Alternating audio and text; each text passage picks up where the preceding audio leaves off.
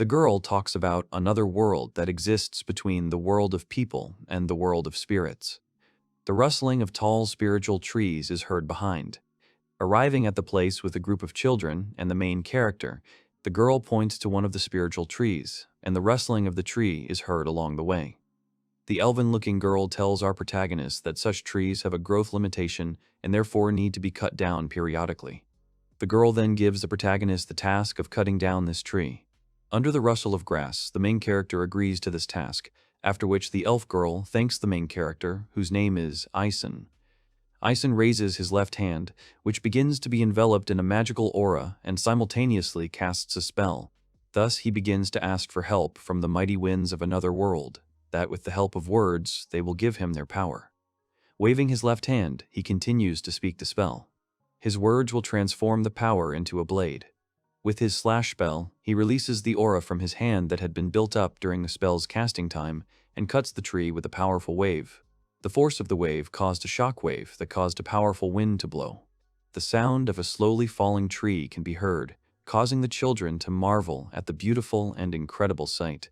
The children praise Eisen for his strength and continue to watch the falling spiritual tree. A splash of water is heard in the river where the tree subsequently fell. The main character turns to the children and says that they are all children of spirits and that each of them will sooner or later be capable of this. He adds to his words that before learning a strong spell, it is necessary to think about what effect this or that spell will have, to which the children take his words into account. The elven-looking girl thanks Eisen for giving the children instructions, to which Eisen replies that this is simply compensation for allowing them to stay in another world, and that he is ready to come out to help at any time. The main character's name is Eisen Otisu Prohit. He has been living in this other world for 20 years. Upon returning home, he greets an elven-skinned girl named Rinnen Brutson, who is a descendant of a long-lived race. The girl is surprised by the sudden voice while sweeping the terrace. She turns around with a happy expression and greets the returning teacher Eisen with a smile. Rinne cheerfully tells Eisen that he has received another letter, to which he reacts with confusion. It should be noted that Rinne lives with Eisen as his apprentice. Eisen, with a smile on his face and a polite, calm voice, says that there is one thing he wants to tell Rinne. The guy says that he's going to go on a trip, to which the girl is surprised by such news, stopping her work. Entering the depths of the house, the girl begins to question the teacher about such a rush, to which Eisen replies that 20 years have passed since the demonic blade was defeated. Teacher Eisen was summoned to this world to help, but the demonic blade feels better, to which he asks the girl to see for herself. Entering the room, Eisen admires what he sees. There is a huge stack of letters on the table. The girl asks if the teacher actually read all of this, to which Eisen promptly agrees. Eisen says that all these letters are from his old students, and that it was difficult to get them here. The students sent him letters every month. Rinne says that she remembers how one day the teacher asked to read all these letters to Rin, and that the letters only told good news. With admiration and a smile, Rinne asks the teacher to read the letters again. The girl sits down on the sofa and opens the first letter. At the same time, Eisen moves to the desk. Reading the letter, the girl learns that most of the students have grown up. They are known as the 100 Heroes. Many of them became sages, rulers, commanders-in-chief. They became both directors of magic academies and rulers of hundreds of empires. The girl notes that all the letters are letters from geniuses who, like children, are waiting for praise from their father. Rinne speaks with admiration about how the students are happy to talk about their achievements. Rinne continues to read the letters, from which it becomes clear that the students talk about the lands and discoveries that they themselves have discovered and studied, and also left recommendations on where to go. Eisen, having accepted the hint of a journey to see the beauty of the world, decides to go to the world of people to see everything with his own eyes. But Eisen fears that the news of the master going to the human world could disturb many innocent people, since the students live in different places. Subsequently, the main character decides to travel alone, and if a meeting does happen, then a simple greeting with a student will be enough. The girl understands his words and asks with a smile whether Eisen's trip will be kept secret, to which he confirms her words. Rin rephrases her words and, with a little excitement, but with the same joy, asks Eisen if he wants to return to the human world. The teacher agrees with Rinne's words and then says that he has experience in this and that this will be a restoration after 20 years of being in another world. Raising his right hand, Eisen begins to recite a spell, addressing the letters and asking them to hear his call. At this moment, Rinny looks at what is happening in surprise. The letters from the table where Rin was sitting rise up and begin to circle chaotically around the room. Excitedly, but with surprise, the girl says that his spell is the magic of the prophet. With such power, he can control everything on earth. The letters circling around the room change their direction after the teacher's words indicate a certain letter that must appear before him and decide which way to go. Having chosen the letter, Eisen says that it is from that moment that he begins his journey. Then he tells Rena that she is free and can go wherever she wants, to which the girl agrees and decides to go with the teacher. After some time, the team of male and female students are getting ready for a trip. A rumble is heard from the house, to which Eisen asks Rinny how long it will take her to get ready. The girl immediately answers that she doesn't have much time left and bursts out of her room with a bang, which Eisen looks at with fear and surprise. The girl apologizes for the wait, showing off her new, beautiful travel bag, where she collected her necessary things. The girl then incredibly admires the teacher's old equipment, to which he responds in kind, saying that she, too, is well prepared for the journey. After leaving the house and on the way, the teacher asks if she wants to go with him, as he said that students should not accompany the teacher, to which the girl replies that she just wants to take care of the teacher. The girl shyly asks if Eisen is okay with her going with him, since she is free to do whatever she wants, to which he says with a joyful smile that he is not against it and will be glad to have her company, to which the girl immediately became cheerful and embarrassed. Rin nevertheless admits that she prepared for this day for a very long time, to which Eisen says that such an outcome was expected of her. Stopping at a suitable place, Eisen is about to summon the Gate of Light. A second later, the same gates gradually emerge from under the ground, becoming larger and larger. After the gate is finished raising, Rinny says that it has been 20 years since the last transition between worlds, to which Eisen agrees and says that he is more excited than he expected. At the same time, the teacher notices the figure of a girl appearing from behind the gate. The girl is an elder spirit who confirms the team's presence and asks Eisen if he is leaving them. The team of male and female students look at the elder spirit, confused, and she laughs at the expressions on their faces. Rinny is delighted to thank the spirit for taking care of them. With joy in his eyes, Eisen says that his students have tried to contact him many times, and that it is time for him to leave. He appreciates everything the elder spirit has done for him, to which she recalls the moment when he first arrived in this world. The elder spirit emphasizes that Eisen has not changed at all in 20 years. Eisen muses about the flow of time in this world, and that it is because of this that he has not changed in these 20 years, after which he thanks the elder spirit for everything. The elder spirit says that there is no need to thank her. Besides, she was also responsible for the events related to the demonic blade. Silhouettes of children appear next to the elder spirit. Pointing at them, the elder spirit says that Eisen took good care of her children. Having appeared, the children immediately rushed to the teacher, thanking him for everything. At this moment, Eisen is happy to see them all and is glad that they came. The elder spirit tells Eisen that he can always contact her if he needs anything in this world.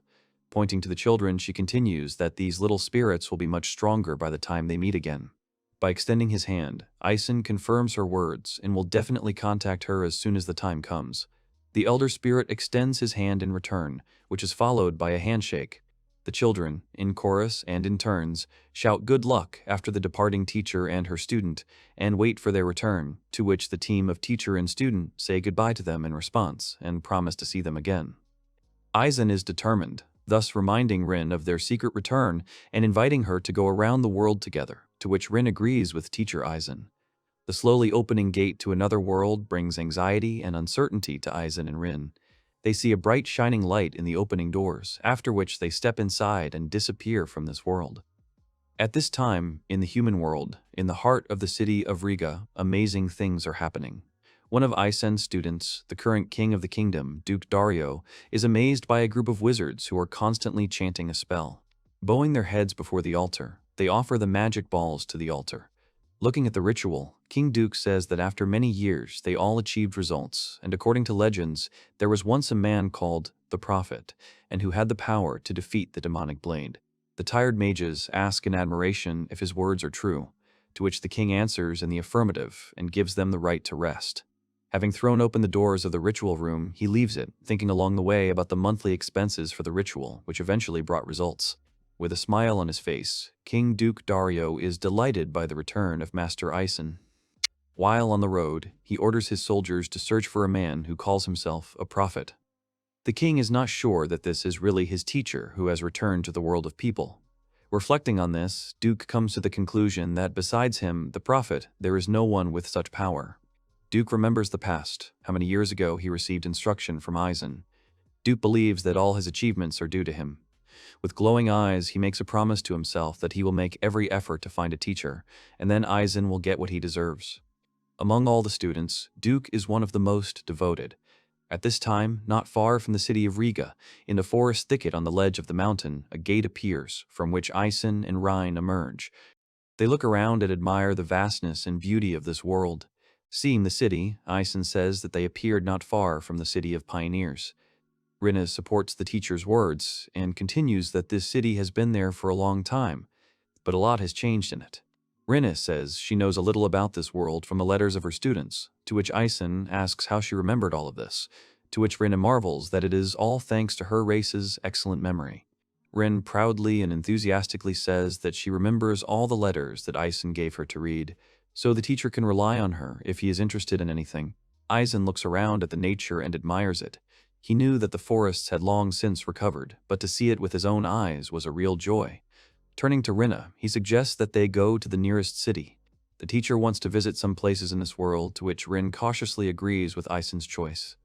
Looking at him, the student looks at the glowing staff in fear and clarifies that for some reason the book in Eisen's staff began to glow. The teacher, taking the staff closer, explains to Rinne that the glow of the book is connected to a part of the power that is sealed in this world, to which the student excitedly and surprisedly asks Eisen again about the sealed power. Eisen and Rin look at the glow of the staff. The light from the book and the staff becomes brighter when Eisen points it to the side. He says that the staff is reacting unusually, which means they are heading in the right direction. They walk down the hill into the forest, Eisen telling them a story along the way. 20 years ago, he fought against a demonic blade and eventually defeated it.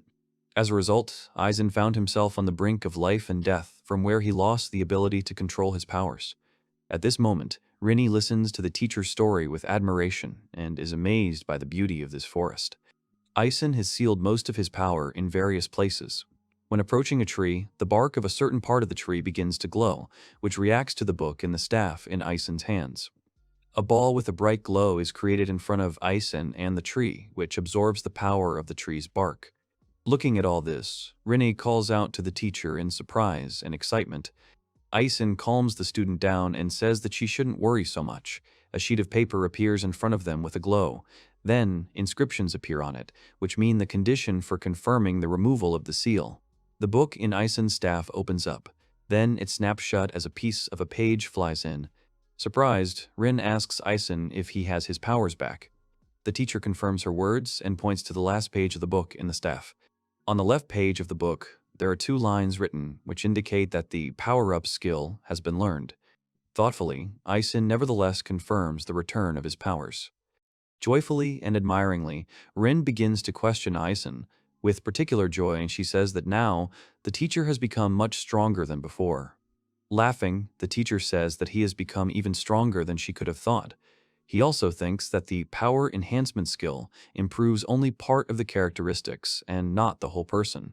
On the way back, Rinne asks about the plans for this trip and whether it was necessary for the sake of restoring the teacher's strength. Eisen refutes her guesses and says that it is just a coincidence that they ended up here. He then talks about his final goal, which is to visit all of his students. Along the way, he gets the feeling that he needs to get his powers back. Coming out of the forest and climbing the hill, Eisen continues to talk about his powers and getting them back. It's an incredible feeling for him. Suddenly, Rinne heard a sound behind her.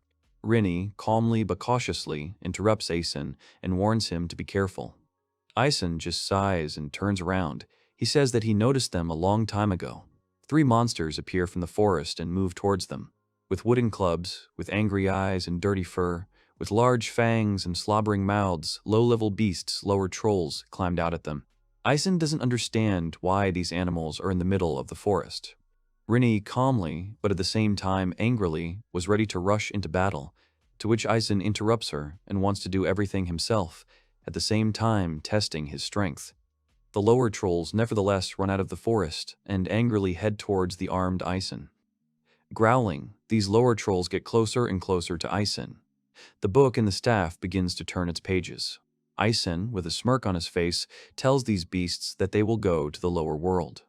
Eisen then casts the Blazing Spears spell, causing long spears blazing with light and fire to appear around him. Quickly and sharply, these spears pierce each of the lower trolls. One of the trolls is surprised and does not understand such power. The spear pierces the troll in the stomach, causing him to roar loudly and furiously. Igniting, the lower troll begins to roar in pain. In the place where the trolls were, only pillars of flame are visible, which envelop all of them. Eisen, with a grin on his face, pleased with his work. Rinny is in awe, but at the same time excited, saying that the teacher's magic is as strong as ever. The trolls continue to burn in the fire. Clouds of smoke are visible from the fiery bodies. Eisen, looking at all this, is surprised by this fire. This fire is stronger than when he used it in another world. In one of the burnt trolls, a stone is visible that shines brightly. Coming closer, Eisen takes this stone from the troll's carcass and says that it is a magic stone. Eisen explains that they can collect magic stones from the carcasses of animals. These stones are very useful, as they are universal in their kind. They can be both sold and exchanged for items. Since Eisen has dealt with all the problems, he offers Rinna a walk to the nearest city. The sound of a river flowing nearby can be heard. Eisen and Rinna walk along a stone path that leads to a nearby town. As the wind blows, Eisen admires the road and the river. Time itself has helped make this place more favorable for life. Eisen relaxes under the calm of this path. Rinny happily confirms his words. Suddenly, they notice a man searching for something in the thick grass next to the team of a teacher and a student. This man is worried and anxious about the loss of his thing. If this thing is not here, the warehouse will not be opened and everyone will be in danger. That person was a girl who accidentally turned around and saw Eisen and Renee. She shouts from a distance and apologizes for disturbing them. She asks them if they have seen a multicolored key. The girl begins to explain to passers-by and show with her actions what exactly this key was. Eisen and Rin deny and say that they have not seen anything like this, and add that they have only recently arrived here. The girl sighs with disappointment and excitement. She has almost no time left, and she does not know what to do now. With a little madness and a lot of excitement, the girl keeps repeating that she has to find this key, and that it should be somewhere here. At this moment, Eisen and Rine exchange glances. Eisen kindly offers a helping hand, to which the girl is glad to receive help from passers-by. She was a little hesitant, because she couldn't accept their help since they were going about their business. Eisen interrupts her and says that it won't take long. In any case, the girl will be the one to find the lost thing, which she is perplexed about. The girl was just collecting herbs, but suddenly a beast called a kobold appeared. The girl decides to drive this beast away with shouts and exclamations. At that moment, the keychain broke. She didn't immediately remember that her keys were missing. After telling this story to Eisen, he immediately understood everything and asked her to wait a few seconds. Coming out onto the path, he bends down and places his hand on the stone from which the path is made. Touching the earth like water, he addresses it, asking it to answer his call. The place he touched begins to glow with sparks. He asks the ground where the key that the girl lost is. He concentrates on seeing those same sparks that are heading towards one point. The girl does not understand what is happening here and asks if everything is okay here, to which Eisen confirms her words. Next, Eisen asks the girl about the place where she learned about the loss. Then he points to a tree next to which lies a rotten and hollow log. The girl confirms Eisen's words and asks if he has found the missing item. Eisen asks not to rush him, and for now he can only tell the approximate location of the missing item. At the moment when the girl was chasing away the kobold, she caught on a knot of a log, which caused her to break the chain on which the keys were hanging. Then Eisen points to an old log and asks the girl to look for the missing item there. The girl immediately agrees and runs to the log. Eisen looks at what is happening as a simple inattention of the girl. In the grass, she notices a key, and with joy in her eyes, she shouts to passers-by about the lost thing she has found. She thanks the passers-by profusely, to which Eisen says that there is no need for thanks. Besides, the girl found the missing item herself. Then, the girl apologizes with a little excitement and asks about the magic that Eisen used, whether he could see her past and future with this magic. Eisen explains to the girl that this is not a high-level magic, and that absolutely any magic can do such things. He then says that this is a skill called lost item detection. This skill is quite useful in such cases. The spirits of the land remember everything. How she chased away the kobold, and how the chain with the key got caught on a protruding branch. The girl asks if Eisen is a great fortune teller, to which he denies her words. Eisen ponders that this is the first time this girl has seen this kind of magic. After all, even before he left, there weren't many people who used this kind of magic. The girl admires and happily calls Eisen the guardian of spirits. She is indebted to him and asks them to introduce themselves. The passers-by introduce themselves as Eisen and Rin. The girl will definitely thank them. Then she notices that they were heading to the city and asks them what the purpose of their visit is. Eisen replies that he and Rin were planning to stop there for a while. The girl then invites them to come to the Guild Alchemist's garden when they have time. She will repay them in full for their kindness. Hurrying, the girl offers her words of gratitude and bids farewell to Eisen and Rinne. Eisen notices the girl's activity. Rien kindly says that the girl is very happy that she returned the keys and notes that the teacher is as kind as always. Continuing his journey to the nearby town, Eisen says that he is in a great mood. This journey brings only joy and relaxation. Rine confirms the teacher's words and suggests that he meet all obstacles with a smile. Following the Eisen and Rinne trail, you will find yourself in the picturesque and lively town of Sajidal. Rin is glad that they entered this city without incident or obstacles. They stand at the entrance to the branch of the Global Guild, which, to Eisen's surprise, has become larger. He then explains that the Global Guild is an association that collects information about professionals from all over the world. He goes on to talk about the guild system. When a person registers, they receive a global card, which will be used as identification when crossing borders or visiting cities. Rinne notes that the Guildmaster's general manager also mentioned this in his letter. Eisen says that this is true and remembers how Rinne consulted him about this a long time ago. Eisen admires the appearance of the guild branch and thinks that seeing the result with his own eyes now is very impressive. Entering the branch, they pass between many tables which were seated by various people. Going further, they are met by a girl behind the counter. She greets them and asks how she can help them. Eisen wants to make a guild map. The girl asks Eisen again and clarifies what the global guild map will be used for. Eisen needs this map because he wants to travel around the world. The girl is surprised by Eisen's unexpected proposal and says that this will make him an adventurer. Eisen does not understand the girl's surprise, to which she replies that few people become adventurers in peacetime. Eisen ponders his choice because when registering the card, he will receive a collection of professions. Having chosen one, he will already be able to work as a company. In the past, only 30% of people who became adventurers traveled accepting various requests. Laughing, the girl says that they are brave guys, and this is exactly what she desires in each of the people who come here. She then apologizes, as they have gotten off topic. Handing over 2 sheets of paper with a form, she asks Eisen and Rin to fill them out with their name and job. Rinne, picking up the sheet of paper, is surprised by the large number of professions, to which Eisen says that this is her first time and she shouldn't be surprised. Then Eisen speaks and reminds her of the principle of this form. She just needs to circle the profession she wants. She can choose one or several professions to choose from. Eisen uses that he is a prophet, a scholar, and about 4 or 5 other professions. His previous card was destroyed in a battle with an evil god. He is glad that the card can be issued as many times as desired. Reading the form, Eisen is surprised. A girl at the counter addresses him, to which Eisen says that he cannot find the profession of a prophet. The girl's face immediately changes and, with great excitement, asks him the profession of a prophet. Eisen doesn't understand anything and asks the girl again, to which she says that his words are not a joke.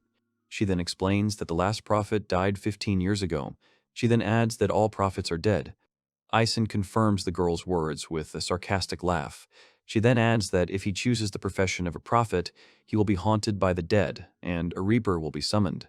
However, there is something more serious. Eisen and Rien excitedly ask her again. The girl is surprised that Eisen so easily called himself a prophet. She tells a short story about how the current king has been issuing a decree for many years that if anyone calls themselves a prophet, They are to be reported immediately. Rina and Eisen are surprised by the king's decree. The girl warns Eisen that if he really called himself a prophet, he will be protected. It will be a big event. After her convictions, she asks Eisen again if he has changed his mind. She adds to her story and says that in the past there was a serious case when someone introduced himself as a prophet and was captured. Eisen ponders over the girl's words and thinks that it would be best not to tell anyone that he is a prophet. At this moment, he looks at Rinny, who is very worried about this. Then Eisen turns to the girl and says that all his words were a joke. He will sign up for another job and thanks Miss Registrar for the story. The girl hopes that her story will help them in the future. The joke about the prophet seemed strange to the girl, coming from such a person who was going to be a brave traveler. Eisen thinks to himself that it can't be true, and he can't let them get into trouble because of the guards patrolling the city. After all, the king overdid it with a decree. Looking at the form, Eisen thinks about what profession he should choose that will allow him to travel without incident, a profession he is suited for. He ends up circling the profession of spiritualist and then puts his initials on the form. The girl takes the forms and asks to wait a little while. The card is ready. After a while, she takes out the card and puts it on the table next to the filled-in form. She takes the seal with symbols in her hand and with a sharp movement places the seal on the form and the card. The signature and chosen profession on the form begin to glow and are transferred to the card. The inscriptions were placed on the map. The girl gives the finished map to Eisen and welcomes him to the Global Guild again, but this time as a spiritualist. Eisen takes the map in his hands and admiringly thanks Miss Registrar. Behind him, laughter and noisy conversations can be heard from people sitting at tables. The receptionist asks Eisen to come to the table at the end of the counter. He sees an empty table and asks what else needs to be done. Miss Receptionist brings a board with spheres on it, which are connected by an unusual pattern. Eisen and Rinny don't understand what it is and ask Miss Registrar what this board is. The girl explains that it is a magical power research board. Many people don't know about this thing, and therefore make a map for the first time. Arson anxiously thinks that this is just a misunderstanding, and that this is just his perception of the post-war guild reform. The girl then explains that those people who made the new map must measure their magic power, after which they will be distributed from S rank to K rank. Also, taking into account the individual ability values, the guild will be able to choose a suitable job for them and reduce the number of accidents and dangerous work.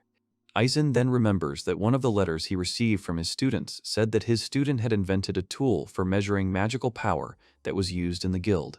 The receptionist girl says that whoever came up with this rule was one of the 100 heroes. She would like to thank all the heroes as well as their teachers. Eisen thinks that the creation of this thing is his student. Then he asks what they should do. Miss Receptionist suggests Eisen to go to the table on which the invention is located and touch the right edge of the board. Approaching the table, he slowly reaches out his hand to a special detector for measuring magical power. The girl explains that the number of broken crystals will show the level of magical power. Rank K if the crystal on the right breaks, rank G if all 5 crystals break. The average value of a new spiritualist reaches rank H. Suddenly, all the crystals break, and a small smoke comes from them. The girl, looking at the broken crystals, is very surprised and a little afraid. Eisen tells the registrar that all the crystals are broken. Many people sitting at the tables were amazed by Eisen's actions, and everyone turned their gaze to him. The crowd cheered and said that it was a rare occurrence that a new spiritualist had broken all the crystals on the research board. The girl confirms the words from the crowd and says that Eisen has great magical power. She writes down the G mark in her journal. Eisen then asks what to do next, to which Miss Registrar asks them to wait a little. After a while, she brings a new board, but with fewer crystals. This board will be able to determine rank F and rank D. Eisen agrees and immediately begins measuring. Touching the edge of the board, the crystals instantly break. The girl is even more surprised and cannot believe it. Many people in the crowd who were watching the process of measuring Eisen's magic power began to express dissatisfaction and surprise. Many said that it was the first time they saw a newcomer break through the ranks so quickly. Eisen notices that there are more people. He wonders if there are many D rankers among this crowd. Miss Registrar excitedly brings another board and asks Eisen to use it. There are only 4 crystals on the new board. Eisen sees that the letters S, S, A, B, C are written on it. He thinks that this is most likely the last board and wants to figure it out as soon as possible. Slowly touching the edge of the board, the first crystal instantly cracks. The crowd watching Eisen is delighted, happy, and jubilant. Rin is a little nervous about such a crowd. Eisen makes a show out of it. Miss Registrar is delighted by what is happening, but at the same time she is overcome with anxiety that if he reaches B rank, she will have to report it to the castle. She tries to calm herself down. The girl calms herself down with thoughts about the report, which she must check the format of in order to send it to the king later. Eisen, hearing this, did not show any particular expression. Subsequently, the crystal breaks. The crowd began to rejoice even more and ask many questions. Eisen realizes that this could be dangerous. The second crystal cracks. It starts to crack faster and faster. Eisen tries to control his power. The last crack sounded. The crystals stopped cracking. Miss Registrar looks at the board in surprise and says that the measurement is finished and now Eisen has rank C. Eisen's strength and how quickly he reached C rank. The crowd behind him also cheers for Eisen's strength. With a little excitement, Eisen thanks the crowd for their words of admiration, after which he thinks that he is happy to stop at C rank. Eisen muses that if he had broken a B rank crystal, someone would have reported it to the king at the castle. Such an event would have caused a stir. He would be glad if he could travel without incident. The girl says that if only he had been a little bit more, he would have been a B rank. Eisen agrees with a little excitement and thanks her for what she said. He will take her words into account for the future. The receptionist girl wants to give a final parting gift and asks Eisen and Rin to wait a bit. Eisen confirms the result and says that his job is now a spiritualist. Showing his guild card, Eisen says that his magic power rank is C rank. He then turns to Rin and says that since her power is above all these ranks, she doesn't have to follow him, to which Rin says that she's only too happy to travel with him. After a while, Miss Registrar appears and apologizes for the wait. Eisen notices a man next to the girl and asks who he is. The man asks the girl, whose name is Katya, to tell them the whole situation. The girl introduces the man as Dominic, who is an E-rank spiritualist. She also adds that he is a 10-year veteran, and that as a parting gift, they will train with him. Dominic greets them. Eisen and Rinny are surprised by Katisha's words about the farewell lesson. The girl adds that every newcomer who receives a card accepts a free lesson from the guild so that he can acquire the necessary skills and knowledge. Eisen is happy that the guild does it for free, and that the classes are taught by a real teacher, which is much better than a simple textbook. Katya says that if you use textbooks, it will be like a game, so they hire specialists. Katya also adds that because of their quality work, the trust in the guild and the company is maintained. She adds that this scheme was created by an advisor named Felicia. Next, Katya continues that she wanted to thank the advisor, to which she said that it was all thanks to the teacher's advice, so Katya should thank him specifically. Katya always thought that the teacher was a great and wise man. At this moment, Eisen is a little embarrassed by Miss Registrar's words, but at the same time he understands that in other places he is treated a little differently. Eisen remembers that he once received a letter with a question from Felicia. In the end, he felt the result of his help on himself. Katya says that all the sorcerers are elsewhere, so Rinne is not here. Eisen accepts Katya's offer, and subsequently asks Dominic to take care of him during training. Dominic also asks to take care of him during training. He also thought that he would be rejected because of his E rank. After a while, Eisen and Dominic go to the 2F training room. The room is equipped with several chairs and windows from which rays of light shine. Dominic and Eisen simply stand opposite each other.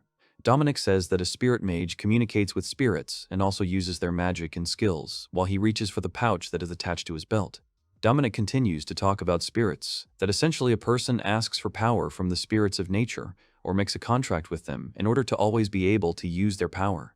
Along the way, Dominic opens his pouch. A magical essence suddenly and sharply bursts out of the pouch. Eisen is surprised and cannot say a word. This essence envelops Dominic's hand and reaches for his neck. Eisen asks Dominic if the blue light is a spirit, to which Dominic replies that it is, and to be precise, it is a low-class light spirit, one of his contracted spirits. In Dominic's case, he has received requests from cartographers and scouts because he has flying spirits that survey the area. He gives one example of these spirits surveying the area for demonic beasts. Dominic continues that since Eisen is an adventurer, companies will have fewer jobs. Also, many people think that such work is not worth attention. Eisen thanks Dominic and says that thanks to him, he will be able to prepare himself for the future. Dominic continues talking and tells Eisen how to properly deal with the spirit. Extending his hand forward, he casts a spell to create a magic ball. Concentrating, he accumulates magical power above his palm. The blue spirit instantly moves towards this ball. It begins to absorb and merge with the ball. After a while, the spirit completely absorbed him. Eisen asks what this is, and Dominic replies that it is only an encouragement with food. Dominic continues to say that if he gives the spirit food in the form of magic, then the spirit will help him in exchange. In addition, with this magic, Dominic can summon the spirit and can make it sing. Eisen ponders the honesty of the spirits, and that they will try to return what they received. Dominic calls out to him, asking if he remembered everything, to which Eisen confirms his words. Eisen immediately casts a spell to create a magic ball, and a ball appears above his palm. Dominic is amazed and surprised by Eisen's power, and says that he was able to make a ball on the first try, and is also amazed by C-rank magic. Eisen thanks Dominic and says that the spirit thanks him too, to which Dominic just laughs. He is glad that Eisen thinks well of him and asks his spirit to come closer. Dominic then thanks the spirits for their help. The blue spirit exclaims and makes characteristic squeals. Eisen notes that the spirits and Dominic have a great relationship.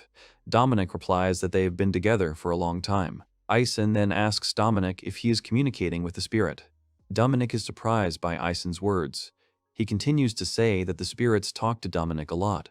Dominic is even more surprised and asks Eisen if he understands the language of spirits, to which he calmly confirms Dominic's words. Dominic continues to say that when he strokes a spirit, it starts to squeak. He then asks Eisen what this could mean.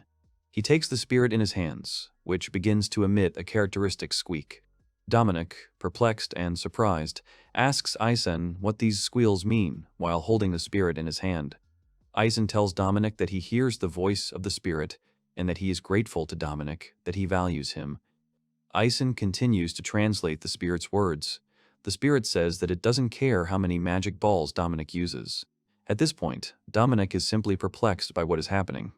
Dominic can't believe it and asks the spirit if Eisen's words are true, to which the spirit suddenly and joyfully starts jumping from side to side. Dominic notices this and exclaims, saying that it's all a joke. Eisen says that he simply translated the spirit's words and that he is not lying to Dominic. In response, he is surprised and says that Eisen is simply an amazing person. Dominic says that it is difficult for humans to understand the language of spirits, and that only high-level spirit mages can use the spirit-speaking technique. Eisen asks Dominic if this spirit-speaking technique is difficult, to which he replies that it is. Dominic says that he has been practicing this technique for a long time and has only learned a few words. Dominic says that he can understand the feelings of a spirit by its movements. He also heard that some people are able to talk to spirits from birth, but he did not think that he would see such a person with his own eyes. Eisen looks at Dominic in surprise. Eisen smiles and thinks that Dominic praises him too much. He also thinks that Dominic is a good person. Dominic broke out in a cold sweat from Eisen's silence. Then he says that he is very surprised by everything that was said and told. Dominic says he thought he couldn't be surprised anymore, but Eisen did it. Eisen is a very promising person. Laughing, Dominic says that Eisen ended up teaching him. Dominic says that's all, and they end the training.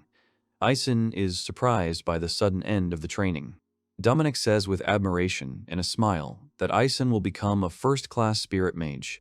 As his mentor, Dominic will give Eisen positive recommendations. Dominic says with a smile that Eisen is better than him in communicating with spirits and that he lost here. Eisen thinks that simply being able to talk to spirits will give him a good grade. Dominic apologizes and says that he was unable to teach Eisen much, but that they are now colleagues. Eisen denies Dominic's words and says that he is very grateful for the training. Dominic says that he is glad to meet an experienced spirit mage, to which Eisen thanks him. After some time, Eisen returns to the common hall of the guild branch. He is met by Reen, who received a map of the city from Katia. The map also shows the hotels. Eisen encourages Rin and tells her that they need one of those. Rinny replies that Miss Receptionist said that there are many good inns around the guild. Eisen wants to choose a good place because they will be in the city for about a week. Rinny agrees, looking at the city map. Rinny managed to talk to the bartender, who said that the exchange rate in the world has not changed much in 20 years, so they can live in a good hotel for 3 months. Rin is glad she took the magic bag. They won't have any money problems for a while. Eisen says that as an adventurer, he can sell information about where they went to cartographers. Suddenly, a girl interrupts their conversation, addressing them by name. Eisen and Rinne recognize the girl. It was the same girl who lost the key. She introduces herself as Eureka the Alchemist. The girl praises the god and says that they were talked about in the guild, so she decided to meet them in person. She says that it is fate to meet them here. Surprised and perplexed, Eisen asks Eureka how much is known about them. Eureka says that there is no need to address her with respect, as she is friends with all the guild workers. Eureka heard about them, the two people with amazing magical powers just registered in the guild.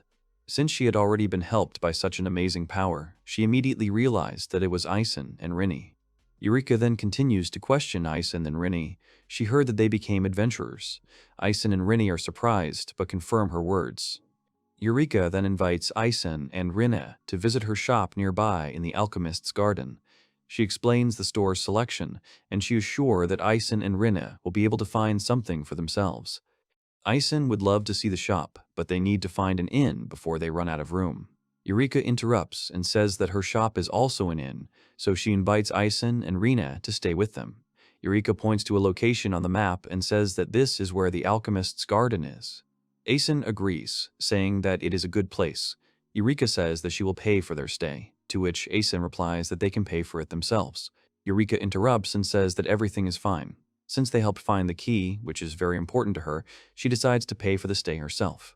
Eisen and Rinne agree, and accept the offer to stay at Eureka's inn. Rinne is also happy to follow her teacher and will like any inn. Eureka confirms their words and says that their company will welcome them with everything they have. A few minutes' walk from the guild, Eureka points to a building, saying that this is their store. Eisen is surprised and admires. Eisen is surprised, talking about a large building with many windows and brickwork.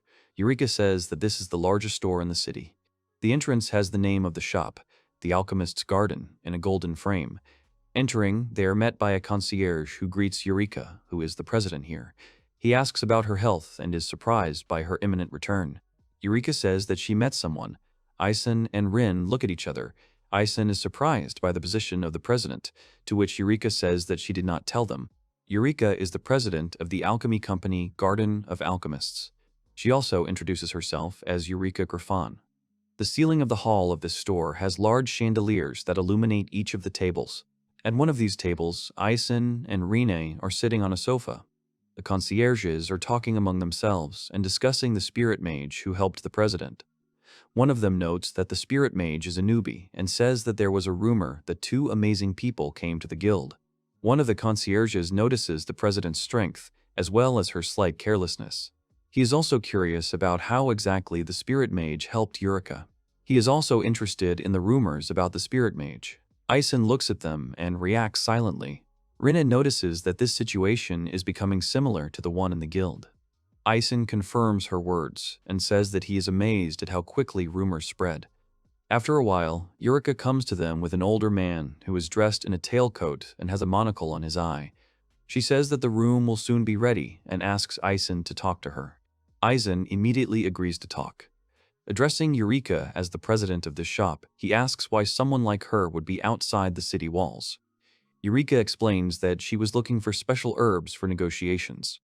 She then says that the herbs growing there are used for potions. So she decided to assemble it alone to prove that she can do it herself. Eisen understands the situation. An older man approaches Eureka. He apologizes for disturbing her and thanks her for her help. Eureka calms the man down with a smile and says that she decided to do this herself, and besides, it was she who lost the key to the magic warehouse. Eureka continues to say that if he wants to thank someone, he can thank them, pointing to Eisen and Rinne. The older man is surprised by what was said. Then he thanks Eisen and Rin for helping to save the company's negotiations. These negotiations are very important for the future of their company. Eisen says that his help was only in finding the key, and that there is no need for such gratitude. Eureka laughs at Eisen's words, to which he and Rinne are perplexed. Eureka apologizes and says that a strange thought came to her mind. She says that Eisen is similar to the person who taught her. They have similar energy. Eisen asks Eureka again. Eureka confirms Eisen's words and says that she should call this person a master, since she said that Eureka should do everything she can, regardless of her position in the company. Eureka says that one of the 100 heroes taught her this. This hero girl became the president of the university. Rin is surprised that Eureka's teacher is one of the 100 heroes. Eureka confirms her words and says that the president of the Magic University is named Kunimiya Mel. Eisen recalls that the sorceress Mel was an energetic girl. He then turns to Eureka, who was her student. Eureka says that instead of attending the main school in the capital, she attended a branch school that was much closer to her. Eureka's teacher did not stay in the capital, but constantly traveled to different places. For the last few years, she taught at a university near the city. At this time, in the southern branch of the Magic University in Sajidal, in the president's room, a conversation is taking place. A young boy approaches her, who brings her the guild's report for this week. Mrs. Mel thanks the boy and says that she will now look at this report while holding some book in her hands. With the help of magic, she begins to control her hair, thereby taking the book from the boy and bringing it to herself. The boy says that there is a man who wants to meet Mel, who looks suspicious because his face is hidden by a magic mask.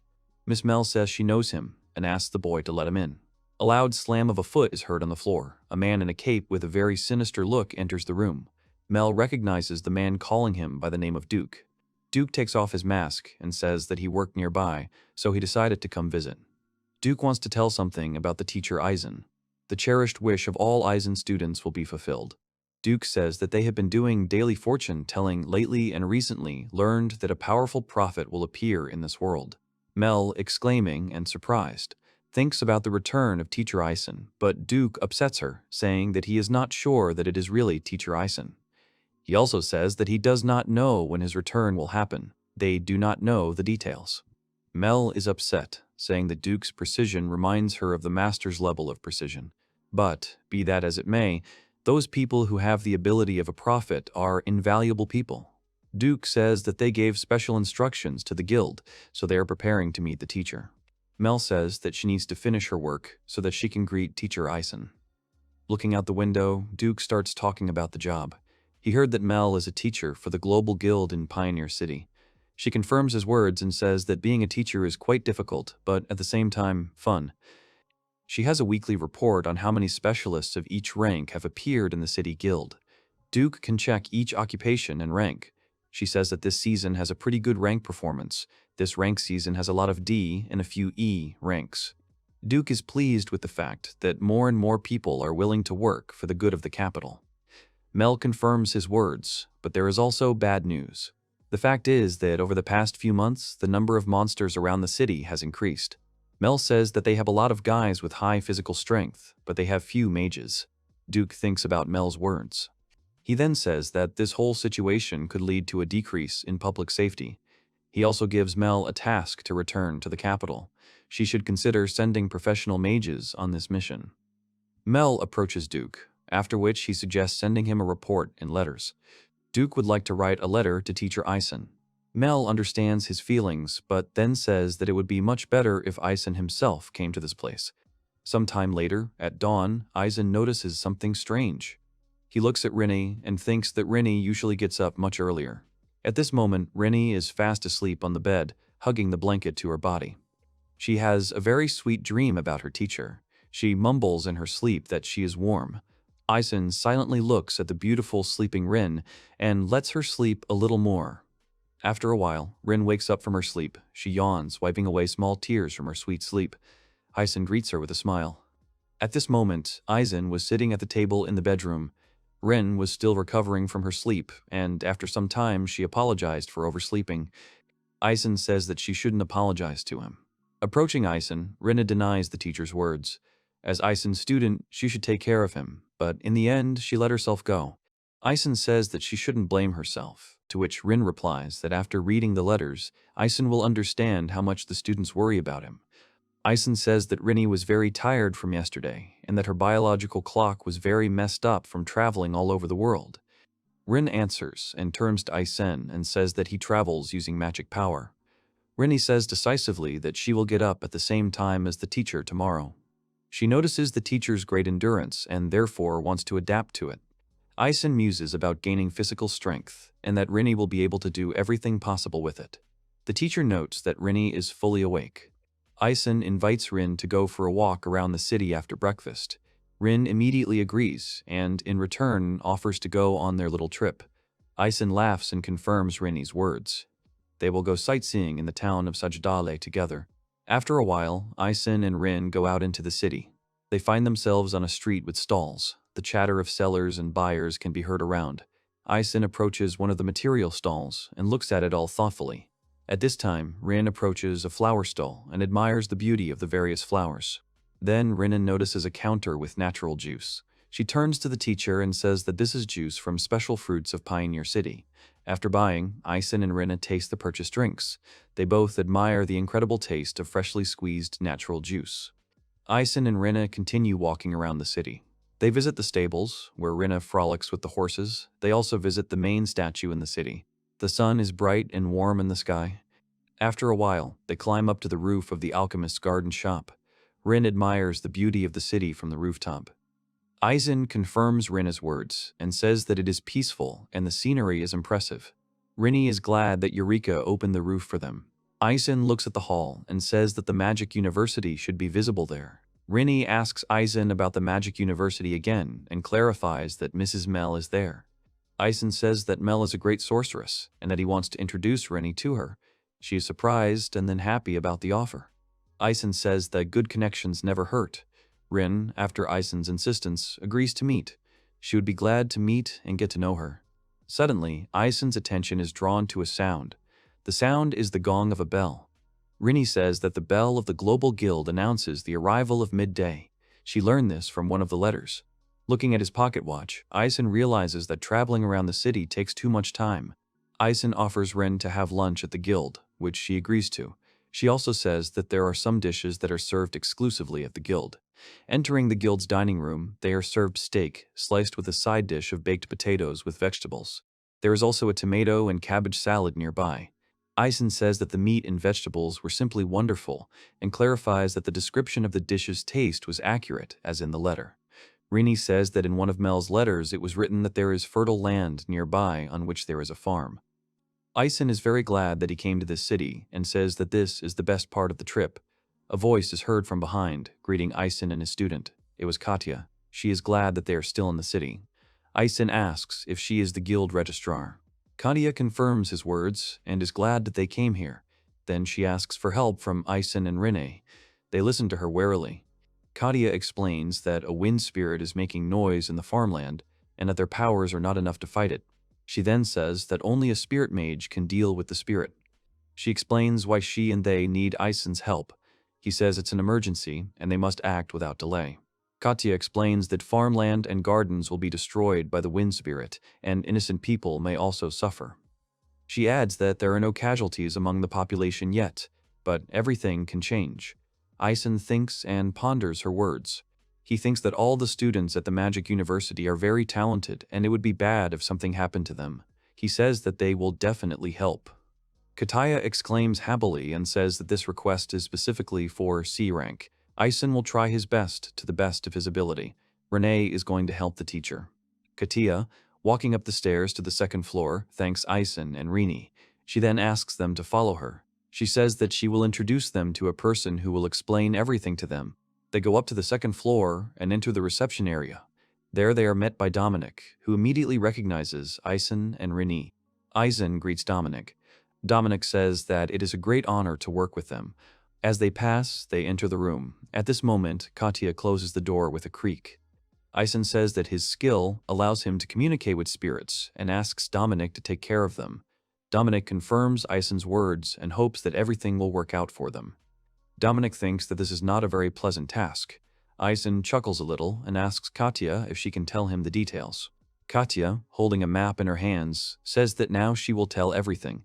Having laid out the map, she points to the place and says that the forest is between the farm and the orchard. She says that they need to make a thing similar to the spirit of the wind, then he will rest. Rin says that they can use anything. Katya confirms her words and hopes that Eisen and his companion will be able to help them. She also warns that the enemy is strong. Katya says that they know that a tornado appears in the forest, but they cannot see the spirit itself. They do not know its class. Eisen is puzzled and asks how the situation became so dangerous. There must be a reason why the spirit went berserk. Katya confirms Eisen's thoughts and says that spirits do not start behaving like this out of nowhere. However, when they asked the scouts, they said that everything started suddenly. Eisen thinks that the spirit got angry for some unknown reason. Kataya says their goal is to calm the spirit. They also need to find out the reason for his anger. She says they will definitely pay for the information they receive. Eisen asks Katya about her words. Dominic says that the difficulty of such a task is at least D rank. Rinny is surprised by his words. Katya confirms Dominic's words and says that the spirit, which is not affected by physical attacks, has gone berserk for some unknown reason. She adds that there are many reasons why this is a D rank quest. Dominic says that since it is a D rank quest, the difficulty will only increase. He was sent to do this quest because he's been working as a spirit mage for 10 years. He still thinks that this job will be difficult. Dominic is surprised by Eisen and Rennie's calm. They look quite calm. He thinks that it might be because of their C rank. Unlike them, Dominic has a sense of excitement. Eisen and Rene look at Dominique's reasoning, who in turn explains that for someone who was rated C rank and sent on a D rank mission, it's like becoming a Tengu who exudes arrogance. Dominique says that Eisen is not an insolent, promising newbie, which is why he's a pleasure to work with. Eisen is glad that Dominic thinks so of him, and they all set off on the mission. Everyone agrees and gets ready to go. Katya says that there are regeneration potions in the guild and asks the team to be careful. Leaving the city limits, they walk along a stone path, looking around along the way. Looking around, Eisen notices a tornado. Rin is surprised by the impressive size of the tornado. The tornado sweeps away everything in its path. Strong wind currents are felt near the team. Eisen says it's a small storm, not a tornado. They know there's a spirit in the center of a tornado. Because of the wide impact, they'll have to go around it. Dominic will lead them. He summons a magical spirit that begins to eat the magic ball. It rises up and creates a dome around the team, protecting them from the wind. Dominic has secured the team and asks them to follow him. But before they begin, Eisen casts some kind of spell. Dominic asks about Eisen's protective magic. He just used it. They continue walking towards the tornado. Because of the sphere, debris and rubble are not visible to the team. Dominic is glad he was able to help them. Eisen warns the team to be careful. Eisen asks Dominic to sit down, to which he asks why he needs that. Eisen, thanks to the stone spirit, predicted the stake flying over Dominic's head. The stake pierces the dome, which almost sent Dominic to the other world. Dominic is interested in Eisen's skill. Eisen simply hears the voice of the spirits around him. Eisen can hear the voices of the spirits even through the wind. Eisen says that it is quite comfortable, to which Dominic is amazed and surprised. Dominic is fine, it is just that Eisen managed to surprise him. Dominic gets up, and they continue walking. The wind bends the tree trunks. Dominic points at something and says that now they will be able to see it. There is an egg-like object floating in the center. It is the spirit that caused the tornado. Dominic cannot tell its level until he gets closer. This egg begins to open up little by little. It opens with a crack. The team does not understand what is happening. Inside the egg, the silhouette of an elven girl is visible. Dominic says that it is most likely an elder spirit, as it can take human form. The girl inside the egg opens her eyes. This spirit is completely released, and a spirit girl with long ears appears in front of them. Dominic says that many spirits can change their appearance, after which they go into hibernation. The scouts were unable to determine the level of the spirit. It is said that elder spirits live in secluded places, and in order to challenge him they must be at least B rank. Dominic says that C rank mages cannot handle such a spirit, but there is one but. Dominic, as a professional, must help Eisen and Rinna survive. The spirit begins to approach the team. The enemy does not look hostile, but Dominic still strengthens his defense. The spirit raises his index finger, thus beginning his attack. Dominic is taken aback by the attack that is beginning. Dominic watches as the spirit's attack sweeps away everything in its path. Dominic is thrown back by the shockwave. The shockwave carries Dominic upward. Dominic hits his back against a standing tree. It was a magical blow of wind. Dominic was saved by a small sphere that enveloped him. He worries about the safety of the newcomers. Dominic was the only victim. He decides to be the bait to save the newbies. Dominic's body was paralyzed. He could not move. The spirit was preparing for a new attack. Dominic realizes that Eisen will be the next to take the hit. He asks him to run away. Eisen asks him not to worry about him. He begins to cast a spell. The spirit makes a new attack.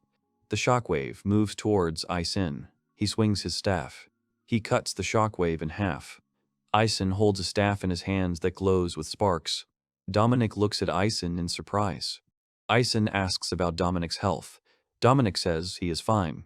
He also does not understand how Eisen counterattacked the spirit's attack.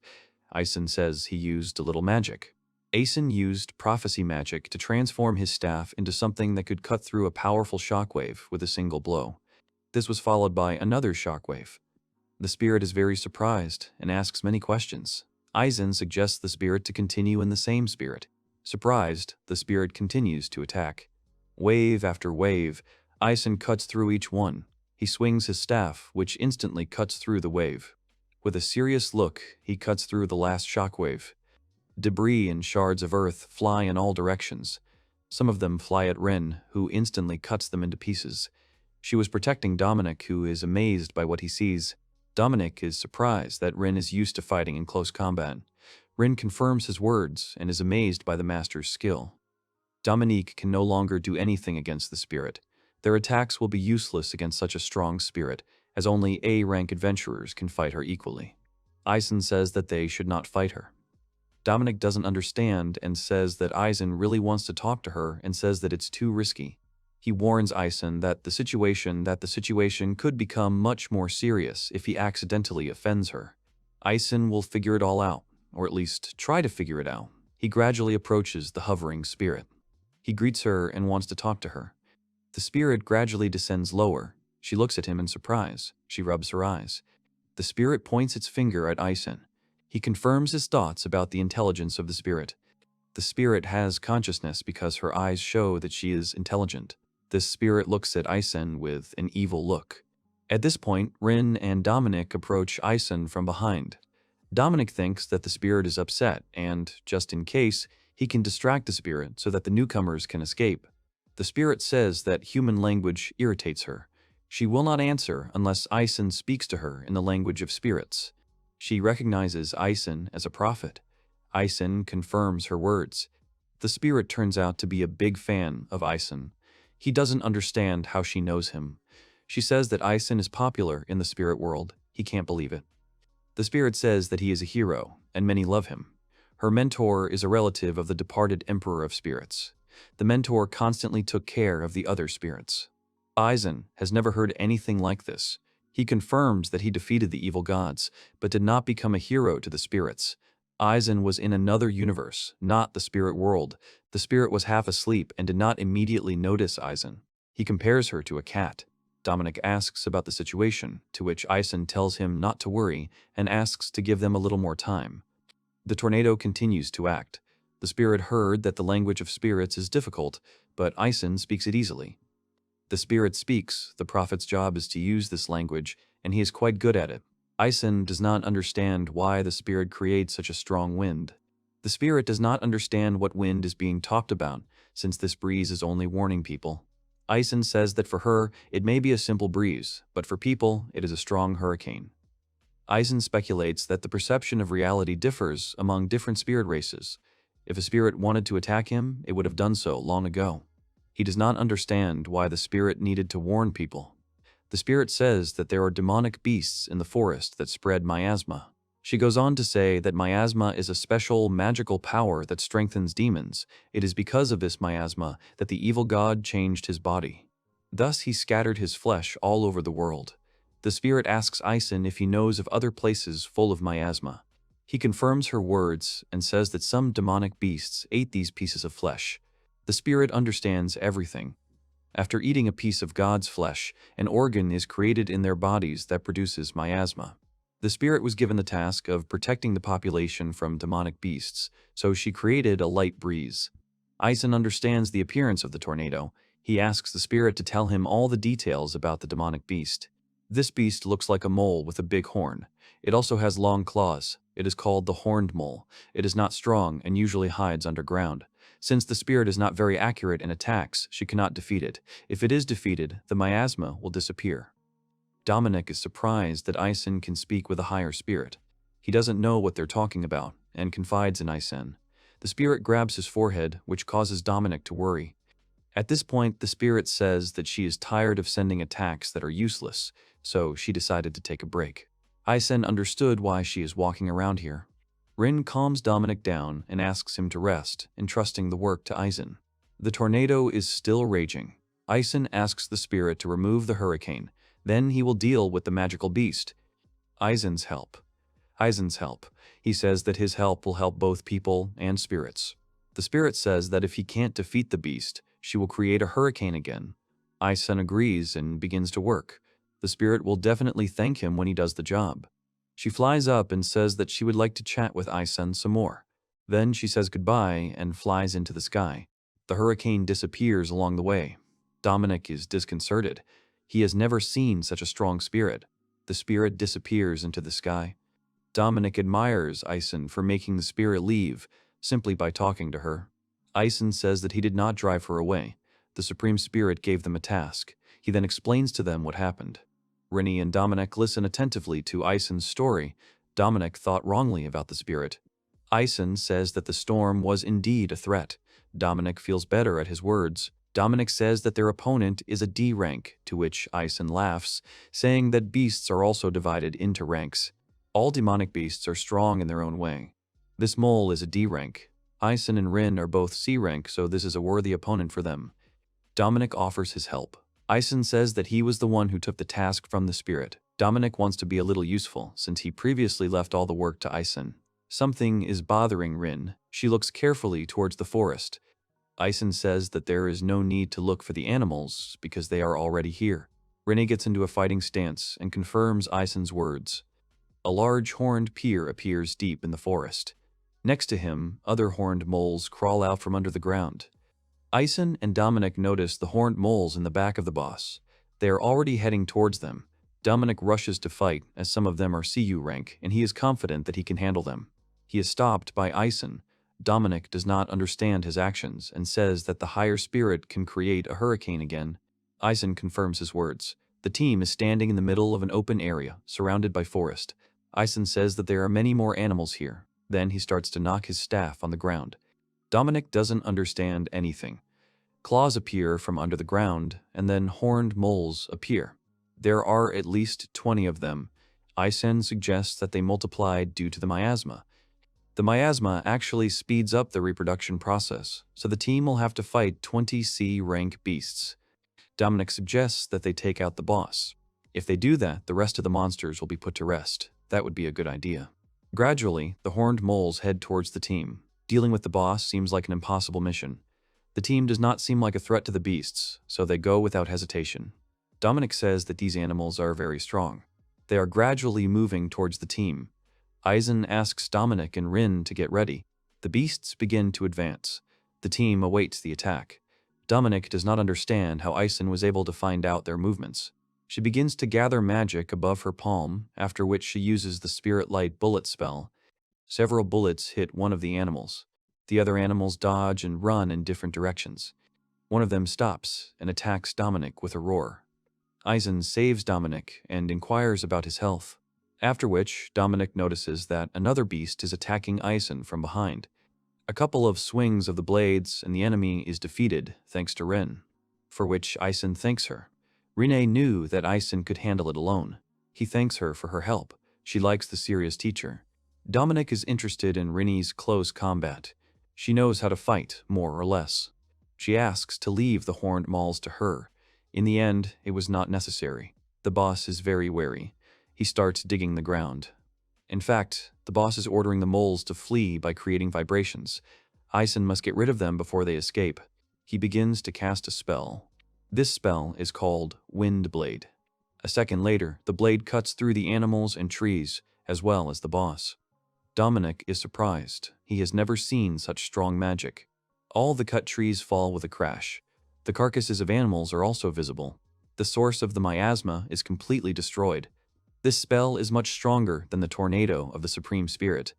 Dominic is interested in this technique. Eisen says he came up with it a long time ago. People learned the basic techniques of magic from prophets. There were also special books. When Eisen tried to use the skills, he was helped by an inner voice that taught him everything. Dominic understood everything and said that Eisen was an incredible person, since even an A-rank professional could not repeat this. Eisen had enough time to prepare. A man shouts at them. The whole team turns towards the sound. It was a man who was tired from the journey. He thanks them for saving the farm. It was the man who reported the monsters to the guild. He turned to two places for help at once. The man is glad to see them here. Dominic faints and falls. Eisen inquires about his health. Dominic used too much magic in the battle. The degree of fatigue varies from person to person. The man offers to have lunch with special vegetables. These vegetables can restore magical power. The team agrees with the man. The man's house is nearby. It was a wooden house with a fence. Entering the house, the man thanks the team with a delicious meal. Eisen was thanked for the first time as an adventurer. Dominic will return to the guild first to report. He quickly reports for them. Eisen and Ren are in no hurry to leave because the sun is still high. After some time, they leave the house. The restorative effect of vegetables is quite high. Eisen remembers that his student owns a farm and improves crops with magic. The seeds of the harvest are distributed among several farmers. Their research, cultivation, and distribution is carried out by each company. Eisen is looking forward to the next mission. Renan notices the glow of the book in the staff. The book is reacting to something. Renan notices Eisen's thoughts. The grass rustles by the path. Eisen left part of the page somewhere nearby. Eisen points his staff at a stone in the grass. The book begins to glow brighter. It is in that stone. The stone begins to glow too. Eisen is lucky today, as a page appears above the stone. The inscriptions appear on the page. The page immediately enters the book. Eisen never thought he would find part of his power in such a place. Rennie is interested in a skill she received. It is the skill of expanding the range of prophecies. The scope of the prophecies has been expanded. Renee is eager to see Eisen in all his glory. It is time for Eisen and Renee to return. After some time, they return to the guild. They are met by Katya. A crowd of people immediately surrounds them. Next, Dominic greets them. Dominic just reported the results of the request. Katya is worried about the team. Eisen and Rin say they are in perfect health. Katya is very happy about the safe return of the team. Eisen does not understand what is happening around him. The guild received reports from the Magic University. They said that demonic beasts were in the area. The guild and the city's magical university have been cooperating for many years, providing information on magic and the latest magical tools available only at the university. The difficulty of the team's task was described as much higher than B rank. The spirit was also described as the highest. The entire guild was excited, as there were only 3 people in the team. Dominic left everyone confused when he returned alone. Eisen clarifies the information. The crowd watches in delight. Katya says that Eisen calmed the higher spirit and stopped the tornado. Eisen confirms her words. The whole crowd admires. Eisen muses that anyone would have been able to tell that the spirit was not angry. Katya admires Eisen for completing the task. He completed a task that was higher than C rank. Dominic's entire report is true, as the guild has a detective's profession. Although Eisen was appreciated for his difficult work, although it did not seem that way to him. At this point, Katya finished her explanation and began to apologize for such a task. Eisen tells her not to apologize. He only wanted to fulfill the request. Eisen's words calmed Katya down. She says they will have to wait a little while for the reward, as the reward has increased. Katya can't give anything special, so she just increased the reward. Eisen is surprised by the increased reward. Dominic says that he reported everything he saw and nothing more. Eisen is even more grateful to them for the reward. The compensation fee is 15,000 gold for 3 people. With 10,000, you can live in the inn for about a month. As a result, the total amount was increased 10 times, as Dominic told about the work done earlier. Eisen is surprised by such a large amount. Dominic says that it is still not enough. Katya continues that working with the higher spirit is very expensive, and they feel awkward giving such a small amount now. Eisen is happy to accept even that much money. Dominic refuses to share the reward since he only brought them to the right place. If Eisen doesn't accept the reward, all the money will remain with the guild. Eisen will gladly take it all. He also wants to treat Dominic to something. Dominic agrees to this offer. Eisen throws a party to celebrate the first completed mission. It's getting dark outside. After a while, night falls. After some time, morning comes. A new day also begins in the southern branch of the Magic University. Climbing the stairs and entering the room, Eureka brings the guild's report to President Mel. Mel greets Eureka. Since Eureka is not a student, she cannot just meet Mel. Eureka will visit her in the future when she has time.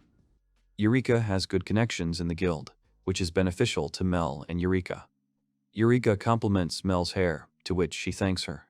She can only allow her hair to be touched on special occasions and only by precious people. Eureka is interested in Mel's precious people. Mel's hair contains magical power. She can only allow those she recognizes to touch her hair. There is a blessing in that hair. No one has ever touched Mel's hair before. Mel completely agrees with Eureka's words. Mel tells Eureka to train hard so she can touch her hair. She is further surprised by the report of the simultaneous appearance of miasma and spirit. She is curious to know what happened there. The request said there were spirits and monsters there. The cooperation between the city and the guild has not yet been completed. Eureka says that not all people have adapted to the system that Mel and hundreds of heroes created. Eureka says that the things Mel created are very useful. Mel says that many things were done in the past. It was back when Mel was an apprentice to the Master of Heroes. Mel learned a lot from him. Eureka would really like to meet Mel's teacher. Mel also really wants to meet him. Mel concentrates on her work. She is surprised by the report. The report says that someone of C rank has defeated the demonic beast and exorcised the high spirit. Mel can't believe it, since only she and the head of security can easily exorcise the high spirit. Eureka says that terrible spirits and wizards have appeared in the area. Mel ponders over the man who defeated the supreme spirit. Mel wants to meet this man and wants to go to the city as soon as possible. Also, the number of demonic beasts increases due to miasma.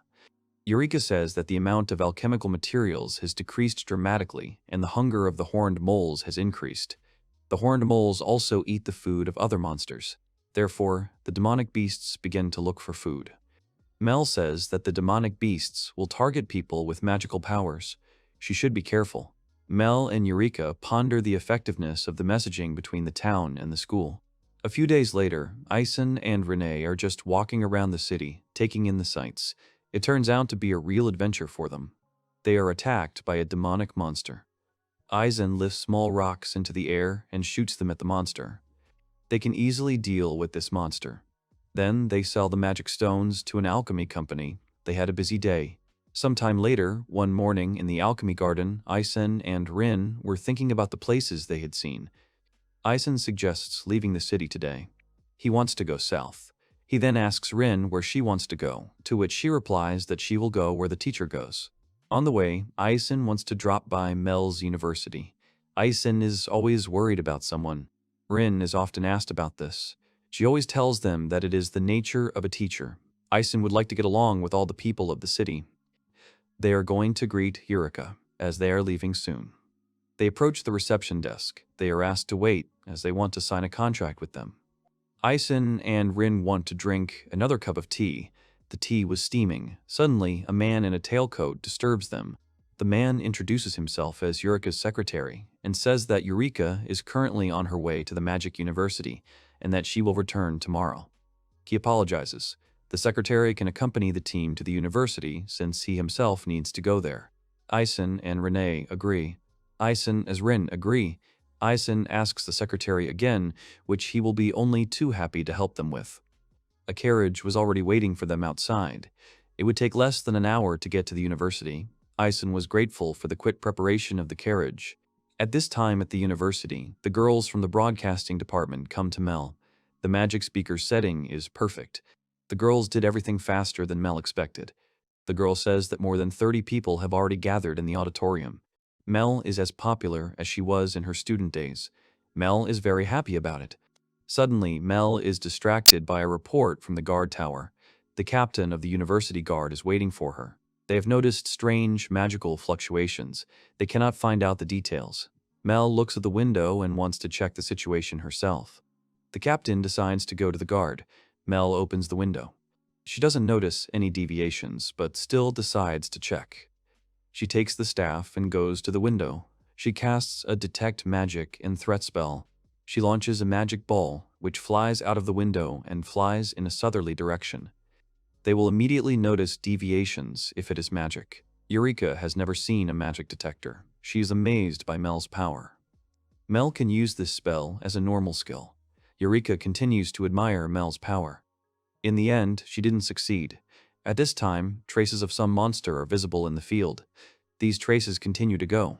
A strange figure is visible in the glare of the sun.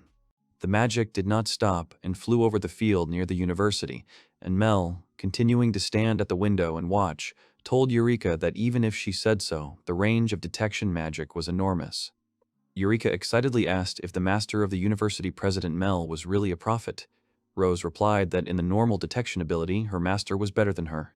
Mel Rose, closing her eyes and holding her staff, responded in agreement, because, after all, her teacher was able to hear the voices of everything around him, as if he had eyes everywhere. Eureka noted that he was some kind of amazing spiritualist, able to communicate with the earth and even plants. Mel explained that no matter how brilliant a spiritualist was, he could not communicate with the spirits of the earth or plants that he could not see.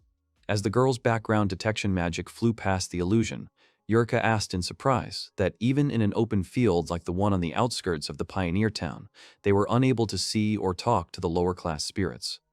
Mel smiled and replied that it was true, because it was usually impossible. Besides, weak spirits were not even able to speak any language, so even those of the 100 heroes who could speak the language of spirits were not free to do something like that. Then the girls looked out the window again, and Mel continued to say that nevertheless, it was entirely possible for a prophet to become a professional in talking to spirits. Eureka nodded and replied that she understood everything, and then asked what about this man then. But Mel's attention was drawn to a strange illusion on the field, and, leaving Eureka without an answer, she looked out the window. Curious to understand what had caused this reaction, she realized that the detect magic spell had detected something. In the background, she could see the silhouette of a monster, its lights flickering. The figure continued to walk towards the academy, and Mel asked if Eureka saw what she saw. Eureka nodded and asked if it was a magical reaction. Suddenly, the illusion magic faded, and a monster appeared before the girl's eyes in the middle of the field. The president of the University of Magic, Mel, immediately identified the monster, exclaiming that it was an ogre titan. Eureka looked at her mentor in surprise and asked again about the ogre titan, and then clarified that she meant the Class A demonic beast, the one with powerful regeneration and physical abilities. Mel was thinking at this moment that even though it was just detection data, it was at least 4 meters tall. Even though the watchtower had missed it, it really did have an overly large body. She thought he had initially hidden his body and moved closer, but she wondered what kind of magic he had used. His still invisible feet were leaving marks on the grass, bending under the weight. This gave Mel an idea, and she screamed that he was using invisibility magic. But Eureka said that such a thing was the power of an evil god, magic that allows the user to pass by unnoticed. Mel confirmed her words and added that it was a nasty magic that could not be detected without a combination of detection and perception magic. Rose knew that according to research, ogre titans are only capable of earth-type magic, but this ogre uses invisibility, which is unnatural for them, and then said that he somehow learned it.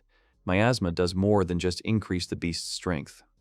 She added that when monsters eat the flesh of an evil god, the miasma inside eventually mixes with their bodies, and some of them eventually evolve to gain the magic or abilities of the evil god.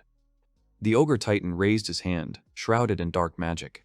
Mel, standing by the window, thought that he had cancelled his invisibility, meaning he knew that he had already been detected by their magic, and noted that he was an intelligent demonic beast. Then she shuddered and thought that this ogre was a titan.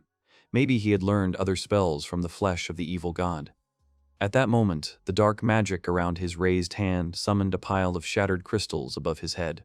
He uses the evil crystal cannon. The rocks crashed and broke through the walls of the university with a roar, and one of the fragments hit the window where the girls were, forcing them to jump out. Eureka, clearing her throat, asked President Mel if she was okay. Mel responded in the affirmative and asked in return, after all, they had jumped from a rather high place. The alchemist also responded that she was okay, her leg just hurt a little. Mel thought that luckily this was her personal lab, so very few people were allowed in. Besides, she had activated magic that would let her know when someone entered. Wondering if other buildings were damaged, a female knight called out to her, asking how the girl was feeling. Mel replied that everything was fine and asked if she was aware of the current situation. The night girl nodded and said that she had already informed the guards of each sector. Mel Rose asked again about the 2 buildings and whether she meant that one, but they cried out that the assembly hall near the center had been destroyed. Mel asked in shock if the students were safe, thinking about their smiling faces. But the night girl reassured that thanks to the protective magic Mel had cast on the buildings, no one was hurt by the explosion. Students who failed to escape were trapped under the rubble. Mel sighed in relief and noted that this was good news. To ensure the protection of all students, spells had been placed on all buildings of the university. They act as a shield in case of emergencies, absorbing impact if a student collides with them, and when children are trapped under rubble, the spells create cover to help them survive. She planted magic in the buildings, building them with the help of architects. Mel noted that if she didn't make a move now, it would become dangerous because he was going to eat them. The night girl noticed and asked if it was an ogre titan clad in miasma. Mel nodded and said that it had evolved, so it could now use the magic of an evil god. The girl knight took the device and asked the president how they should act, and that she was already ready to convey her orders to all employees. The device in her hands is a magical short-range communication item. As long as they are inside the university, they can use it to communicate. Mel ordered all rank-and-file personnel that they were responsible for rescuing and evacuating the students, and the guards that they would fight alongside her to attract the Ogre Titan's attention. She also added that they should convey the state of emergency to the city of pioneers, use magical signal fires or letters to contact powerful adventurers. Mel Rose, standing before the giant titan, addressed Eureka while a night girl was nearby relaying orders through a device. The president looked over her shoulder and said that if she could help save the students, she would be very grateful. And she added that she could still use alchemical medicine depending on the situation. Eureka asked the president in surprise what she would do then. Eureka excitedly said that Mel didn't have enough people, and she also wanted to fight. The president replied that she should use her abilities to save. And then she added that she wanted to prioritize the rescue operation, and they would be fine because the demonic beast would not defeat them so easily. Meanwhile, the night girl reported that the transmission was complete. An agitated Eureka, closing her eyes and lowering her head, said that she understood the president's decision. After which, she ran towards the university and said that she would return immediately after the students were evacuated. However, Ogre Titans have strong regeneration, and only when the core in the heart is destroyed will it stop regenerating. The monster moved slowly, gathering more crystal fragments with dark magic behind its back. University soldiers ran out to meet it. The female knight shouted to the president that the security squad was ready for battle, drawing her sword from its sheath. Mel, holding her staff in front of her, said that they needed to buy some time, so the Ogre Titan would have to wait.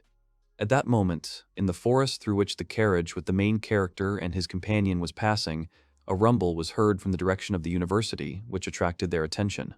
Rin asked Eisen to look in one direction, which she pointed to with her gaze. She said that smoke was rising into the air from the place where the magic university was located. The wagon driver noticed and exclaimed that it was smoke signal magic and was surprised by the color of the smoke. Eisen asked the secretary what was going on and if there was any problem. The secretary explained that this smoke was a signal magic used in case of an emergency. In addition, that color was used when the guards at the university were unable to deal with a demonic beast. The man then stood up and turned to say that he wanted to ask the two of them if it was possible. He wanted to go to the university right away, and it would be wiser to turn back to ensure their safety. The secretary continued that this was why he wanted them to go to the university, to ensure the safety of the company president, and, if possible, he wanted them to cooperate to solve the problem that had arisen there. The man bowed his head to the heroes and said that he wanted to save the president and the university where she left many dear trials, so he asks to lend the heroes his power. Eisen Otis smiled, seeing the man's honesty and thinking that he would have kept quiet and quietly taken them to the university, but he did not. After which the hero looked at Ren and she told him with a smile that she felt the same way. The man raised his head after the hero asked him to do so and looked at Eisen, waiting for his answer, still worried. The hero replied that he and Ren would be happy to help him, because when a friend is in trouble, they will definitely cooperate. The man breathed a sigh of relief, was happy and sincerely thanked the hero and his companion. After which he tugged on the reins and said that then we need to hurry, so it will shake a little, for which he immediately apologizes. Eisen asked the secretary what the smoke meant, that if they were late, everything would be pointless. The man looked at him in surprise and replied that it was so. Eisen said that then they would leave first. He asked Rinny if she was ready, and she said no problem. She and the boys stood together on the moving cart. Then the boy said it would be faster if they walked from here. The man looked over his shoulder at them and asked what they were going to do, but at that moment the heroes pushed off from the edge of the cart. The secretary, stunned by what was happening, did not understand what was happening when they jumped off the carriage moving at full speed. The protagonist then cast a spell in which he addressed the spirits of the air and asked them to gently support both of them. After which, Eisen and Rin overtook the cart, running on foot towards the university along the road. A loud wind shook the trees and accelerated the heroes. Eisen said that thanks to it they would get there quickly. Rin nodded. The astonished secretary noticed the rising wind and thought that they were riding a tailwind. The heroes continued to run. Rinny noticed that the emergency situation at the university was still going on. Eisen replied that they had to hurry then. The secretary, seeing their backs, thought about how, despite the fact that they were the adventurers of the rearguard, they were faster than the crew, and how this was possible. Meanwhile, Eureka helped the students evacuate, asking them to gather the wounded in a shelter at the school gates, and then inform the staff where people remained under the rubble. Pioneer City, Branch Campus, Central Assembly Hall. A man shouted that it was a student and he was going to save him. Another man shouted that he had found one too. A man ran up to Eureka and said that he had found a register of students who were in the auditorium. The girl began to look through the document and flip through it, finding out that there were 40 students in the hall. She looked at the injured student and thought that with the student they had just saved, they had already helped 37 people. That meant there were still 3 students under the rubble. She then looked back at the loud sound that had been made and resolutely began to walk through the rubble, thinking that the president was still fighting. She stood in the center of the ruins and shouted that if anyone was conscious, they should respond. As Eureka thought, no one responded. She began to wonder if they had lost consciousness or perhaps they were unable to scream due to their injuries. Even if she tried to use magical detection to find them, since there were so many people around, she wouldn't be able to tell the trapped ones apart from the rest. She walked over to the collapsed wooden beams and started to clear them away. She thought that there was no such thing as a heroic mage capable of such a thing. Eureka thought that as long as there were students who could not be saved, the president could not leave either. She kept looking towards the loud sounds of the battle and thought that the president was not the best opponent for this demonic beast. The alchemist girl raked the bricks and beams with her hands, thinking about what she should do. She graduated from this university and created the best company in the city. She thought she had grown a little because of it. She closed her eyes and squeezed the wooden beam, asking out loud for help from anyone. However, she heard from the side that someone responded to her request and asked again that help was needed. After which she looked towards the one who spoke the words and saw Eisen, behind whom was Rini. He held his staff with one hand with a smile and said that they would help them by passing through the debris. Eureka recognized the guy and asked why Mr. Eisen was here. She couldn't believe her eyes. The hero answered her that he came to meet a friend at this university, but they had more urgent matters, and asked if that was true. The girl nodded and thought that if it was him, then maybe he could help in their difficult situation. Then she said that she would explain the situation. Having started the explanation with the ogre, Titan, who has the power of miasma, the guy interrupted her and said that everything was fine. After all, he had already learned about the situation by listening to what was happening around him. The girl was very surprised by these words and asked again, in what sense, simply by listening. Eisen explained that he knew what needed to be done and would now save the students, with a smile on his face. Eisen closed his eyes and began to absorb the magic around him to find the remaining students. After that, he began to walk in a certain direction and, having reached it, said that one of the students was here. The young man cast a spell and called upon the spirit of the wind to lift the debris for him. Part of the destroyed assembly hall rose into the air, and the body of a wounded student was revealed underneath. He had a wound on his head, which made him unconscious. Eisen said that they had found him. Then he turned to Eureka and asked her to take care of him. The girl, surprised, agreed. Eisen looked back and, walking to a new place, said that here is the next one. He added that everything is about to collapse, so they will have to act carefully. He used the spell again and lifted up huge pieces of debris with magic, revealing a wounded girl underneath. Eureka was shocked to think that he had already found 2 students in such a short time. She hadn't seen any spirits here, so she didn't think he had used their power to find the students, so she asked him how he knew. The young man replied that he had already told her that he was hearing voices, as if someone was whispering to him that the children were down there, so help them. And then he explained that it was the voice of the building, which was built to protect the students. Eureka was very surprised and asked what he was saying, that he hears the voices of simple things. How is that possible? He asked if he hadn't spoken about that. And then he explained that in things that people create with care and love, there remain, albeit weak, some kind of emotions. Eisen cast the spell again, and asked the spell again, and asked the wind spirit to make the area float in the air. The magic raised a huge amount of debris into the air. Eureka and the men helping the students were in shock. Before their eyes, the debris rose into the air and revealed the last wounded youth, unconscious. This student saw the silhouette of the protagonist and asked with difficulty if it was a god, because he looked extremely majestic. Eisen said with a smile that he was not a god and that he was here to save him, looking at the wounded boy. The student closed his eyes and with a relieved smile replied that he was glad, after which all the men nearby began to help him. Eureka commented that it was unbelievable. Finding them so easily was very difficult. She began to think about the ability to communicate with objects, that this ability was beyond the capabilities of a spirit mage. At that moment, Rini ran up to Eisen and said that she helped evacuate the students and that they were finished. The hero thanked Rin for her help and said that it was then time to move on to the next task. Eureka was surprised and clarified that by the next task, he meant helping the president. Eisen looked at her with a smile and replied that everything was so, now it was his business. He had to go to his student Mel. On the other side of the Magic University, one of the crystal fragments flew straight into the soldier's chest, piercing his armor and throwing him back. The girl knight shouted that the soldier's shield was broken and called for a medical team to quickly take care of him, while other warriors fought behind her. The man in the metal helmet swung his sword and hit the ogre titan in the leg with all his might. The demonic beast sensed this and used his hand to push the soldier back and break his sword, greatly surprising him. The other soldiers at this moment surrounded the evolved ogre titan from all sides and attacked.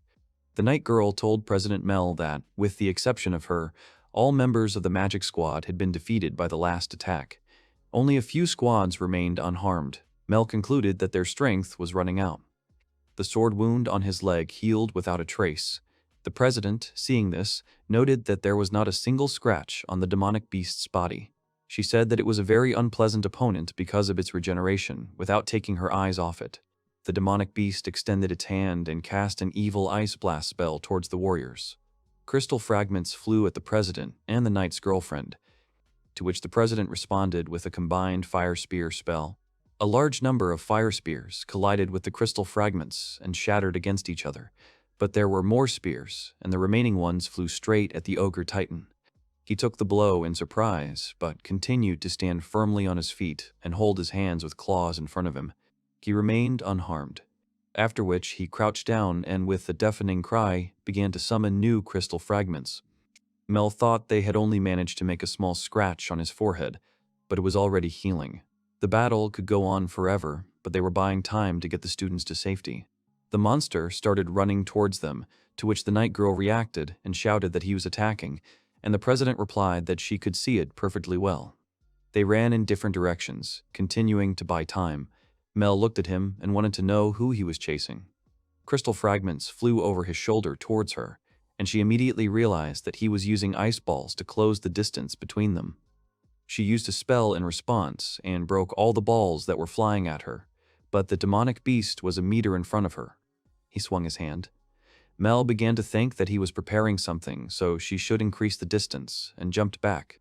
However, a club appeared in the demon's hand, and he cast a spell of an evil crystal club, which he used to hit the girl.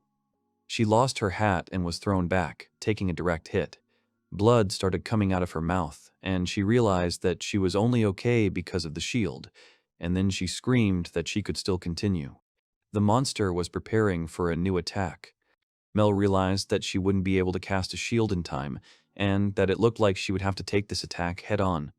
She then expressed hope that the students had managed to evacuate and began to reproach herself for not being able to protect everyone, even herself. She resigned herself, closed her eyes, and said that being president was really hard. However, a voice came through saying that she had done well. The shocked girl opened her eyes and saw a staff in front of her, which was stuck into the ground, and then a spell calling for the weapon to deploy protection. A barrier formed around the president, and all the crystal fragments shattered against it without causing any harm to the girl. Mel opened her eyes in surprise and looked at the reflected attack. A voice came from behind her again, telling her that she had done a wonderful job protecting the students until the very end. After which, Eisen put his hand on her shoulder, smiled, and said that she should not behave like him, because she had already reached great heights. Melrose looked at the protagonist in front of her, who took the staff that served as her shield. After which he turned around and told the girl that it was so long ago, but she did very well. The guy helped her up by the shoulder. The president still didn't believe it, so she asked if it wasn't a hallucination, because she didn't think it was him. The guy interrupted the girl and said that he was really here, asking if she believed it now. The night girl called out tensely to the president to see if she was okay. Mel calmly replied that she was okay. Eisen asked if the night girl was the squad leader, and then said that he was leaving Mel to her. Then Rinnin came running and said that she was fully prepared to support. Eisen replied that in that case she would need to save the wounded and help with the evacuation. Rinny nodded and said that she would take it on. However, besides that, Eureka was making medicine in the rear and she would protect everyone. Eisen knew that the girls would be doing the rescue and evacuation, and all he had to do was take care of the demonic beast. The evolved ogre titan prepared a new spell, and the young man walking towards him said that it was time to begin. Eisen thought that the staff was protecting him from the ice bullets he had fired earlier, and maybe he was preparing larger ones knowing this, which made him realize that it seemed to be a smart beast. At this point, the hero turned to the ogre titan and said that it had been a long time since he had a proper conversation with his student, so he apologized for asking the beast to get out of here. The young man came to the conclusion that the monster could not speak. The protagonist picked up his staff and realized that in that case he knew what he had to do. He assumed a fighting stance and, turning to the ogre titan again, said that he would teach him the word defeat. The night girl turned to the president, saying that it was too dangerous for that person to be there, as an adventurer mage shouldn't do that. Mel was surprised and asked what mage the knight was talking about. She pointed at Eisen and said that it was obvious to him since he was holding the staff, which meant he was a mage. In that case, challenging the beast in close combat was a detriment to oneself. Mel sighed understandingly and told her not to worry, since everything would be fine. After which the girl smiled and added, looking at the master, that everything was fine because it was not just a staff. The ogre titan swung his club and hit Eisen with all his might, but missed the boy. The blade of a sword, positioned perpendicular to his staff, was visible from under the club. Eisen, unharmed by the attack, said that the ogre titan was too slow. Then he used an instant power spell, magically accelerating his body, and instantly cut off the demon's hand. The squad captain was shocked and screamed about what kind of speed it was. Then she added that if he strengthened his body with magic, such a technique, the movement of his hands, it exceeded her expectations in close combat. Mel said with a smile that it was normal. The main character found himself behind the monster, leaving behind a sword mark, completely unharmed. The president said that this man was a prophet. They learned magic from him and even hand-to-hand combat techniques. After all, the master was much stronger than them, the heroes. The monster, not noticing Eisen's movement, turned around after the blow and, with his arm cut off, used an evil ice blast spell. But Eisen knew that this was not the end, and used magic, saying the words of Storm Strike. With a huge number of swings, he chopped the crystal fragment into small pieces, thereby repelling the beast's attack. After which he approached the monster and dealt damage to its second arm, splitting it into small pieces. However, he said that this was not all, after which he cast a spell that accelerated his body even faster. And with his sword he rushed through the demon, cutting through his chest and leaving him no chance to counterattack. The ogre titan jumped back with a roar. His hands began to heal, emitting smoke, thanks to regeneration. Eisen noted that with constant attacks, regeneration will not be able to restore everything. However, due to its massiveness, its attack does not reach the point, seeing how the wound on the chest gradually heals, as if it did not cause any damage at all. The demon's arm has grown back, and the hero said that the piercing motion is important for his attacks. A club appeared in the monster's hand. The hero also assumed a fighting stance and cast a spell to accumulate even more strength, and then immediately a new one on the blade, which said to chop endlessly while the enraged demon ran towards him. After which the hero finished the spell, Judgment of Fate, making a cut from the bottom up. Who cut the mace? And then he caught up with the orc. Everyone was amazed by this spectacle. Unable to tear their eyes away, they watched the battle between the hero and the demon. However, Only Rin and Mel smiled, knowing this outcome and not worrying about Eisen at all. The demon's body split into two parts and no longer regenerated. The young man put away his sword and began to move towards the rest of the people. He folded it into a staff, after which Mel came up to him and said that, as expected, he defeated it with such ease. Eisen smiled and replied that it was she who had bought enough time to save the students, and remarked that it was an amazing feat. She smiled sheepishly and said that the master was overpraising her. The young man replied that this was not so at all, because in the end, she had achieved her goal, namely, protecting the students. The president thought that he was always like this, always praising her after she did a good job. She remembered how he had praised her in the past with his hand on her hair and thought that this was always how it was. Then she, realizing her selfishness since he had already saved her, said that then she would like him to praise her as before. She was surprised by such a request and thoughtfully said that, as before, he put his hand on her head. He began to stroke her head. The happy girl laughed and said she always wanted him to praise her like this. The knights, watching this scene, said to each other that to think that there was a person who was allowed to touch the president's hair. They thought that it was incredible and wondered who he was. The girl pulled away and thanked Eisen, saying that she felt better now. The guy told her that it was wonderful, and then asked if she would be okay without medical assistance. She replied that she had already received first aid, so everything was fine. She knew she wanted to tell him a lot, but there was something she decided to say when he returned. After which she said that she welcomed him home, and she and the rest of the heroes did everything they could to restore this world, waiting for his return. She said that he was home. Thanks to all of them, he could see this cheerful world. The next day, the Global Guild. A victory party was held in the guild tavern.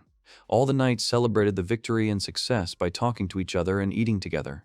Registrar Katya said that if the Magic University fell, the Pioneer City would also be in danger, so those who stopped the attack should be rewarded.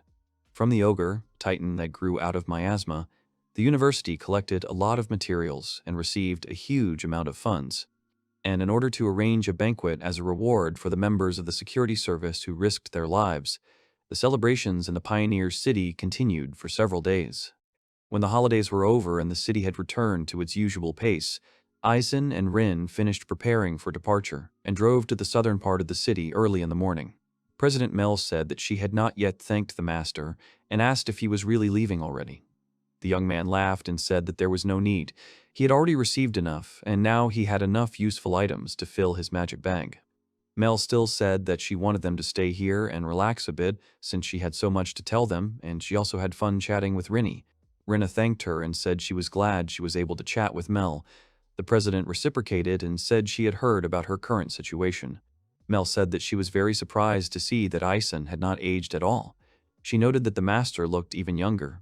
The boy replied that it was all thanks to the former spirit emperor who healed him. The president presented a picture of an adult Eisen and said that there are many pictures of him. But since most people draw him as an old man, few remember his former appearance, and there are many people named Eisen, named after the war hero. She continued to say that as the prophet Eisen, she thought he would be welcomed in every city he visited. However, with his current appearance, he would probably not be recognized. The young man closed his eyes and said that he didn't mind, because it wasn't his goal after all, so everything was fine. He just wants to see the world that his wonderful students have restored and enriched. Mel was embarrassed and said that it was amazing, and she hoped it was true. Eisen told her not to be so modest, because she was also one of his wonderful students. They looked at the city of Sajidao, and the young man said that he was glad that after leaving the spirit world he visited here first of all, because thanks to them he was able to see many interesting things. The girl smiled and said that she was happy to hear this from the master, and then took a token out of her pocket and handed it to him. She added that she really didn't think she had thanked Eisen enough, so he should take the token with him. In this way, she guarantees him the status of an adventurer, which will give him the right to enter any place she can enter, which is most of the southern cities. Eisen was surprised and said that since the certificate had such power, he asked if she was sure that it was worth giving it to her. The girl nodded her head in agreement without hesitation and said that she was actually wondering if it was okay for her to act as a guarantor, since the master was much stronger than her. Mel said that if he found out that the master was coming, he would make a fuss, so it was better not to contact him in advance. Eisen said that he thought so too, although it would be great if they were received calmly. The hero simply doesn't want to cause trouble for his students. Mel smiled and remarked that the master was indeed considerate, and added that she would also help him travel incognito.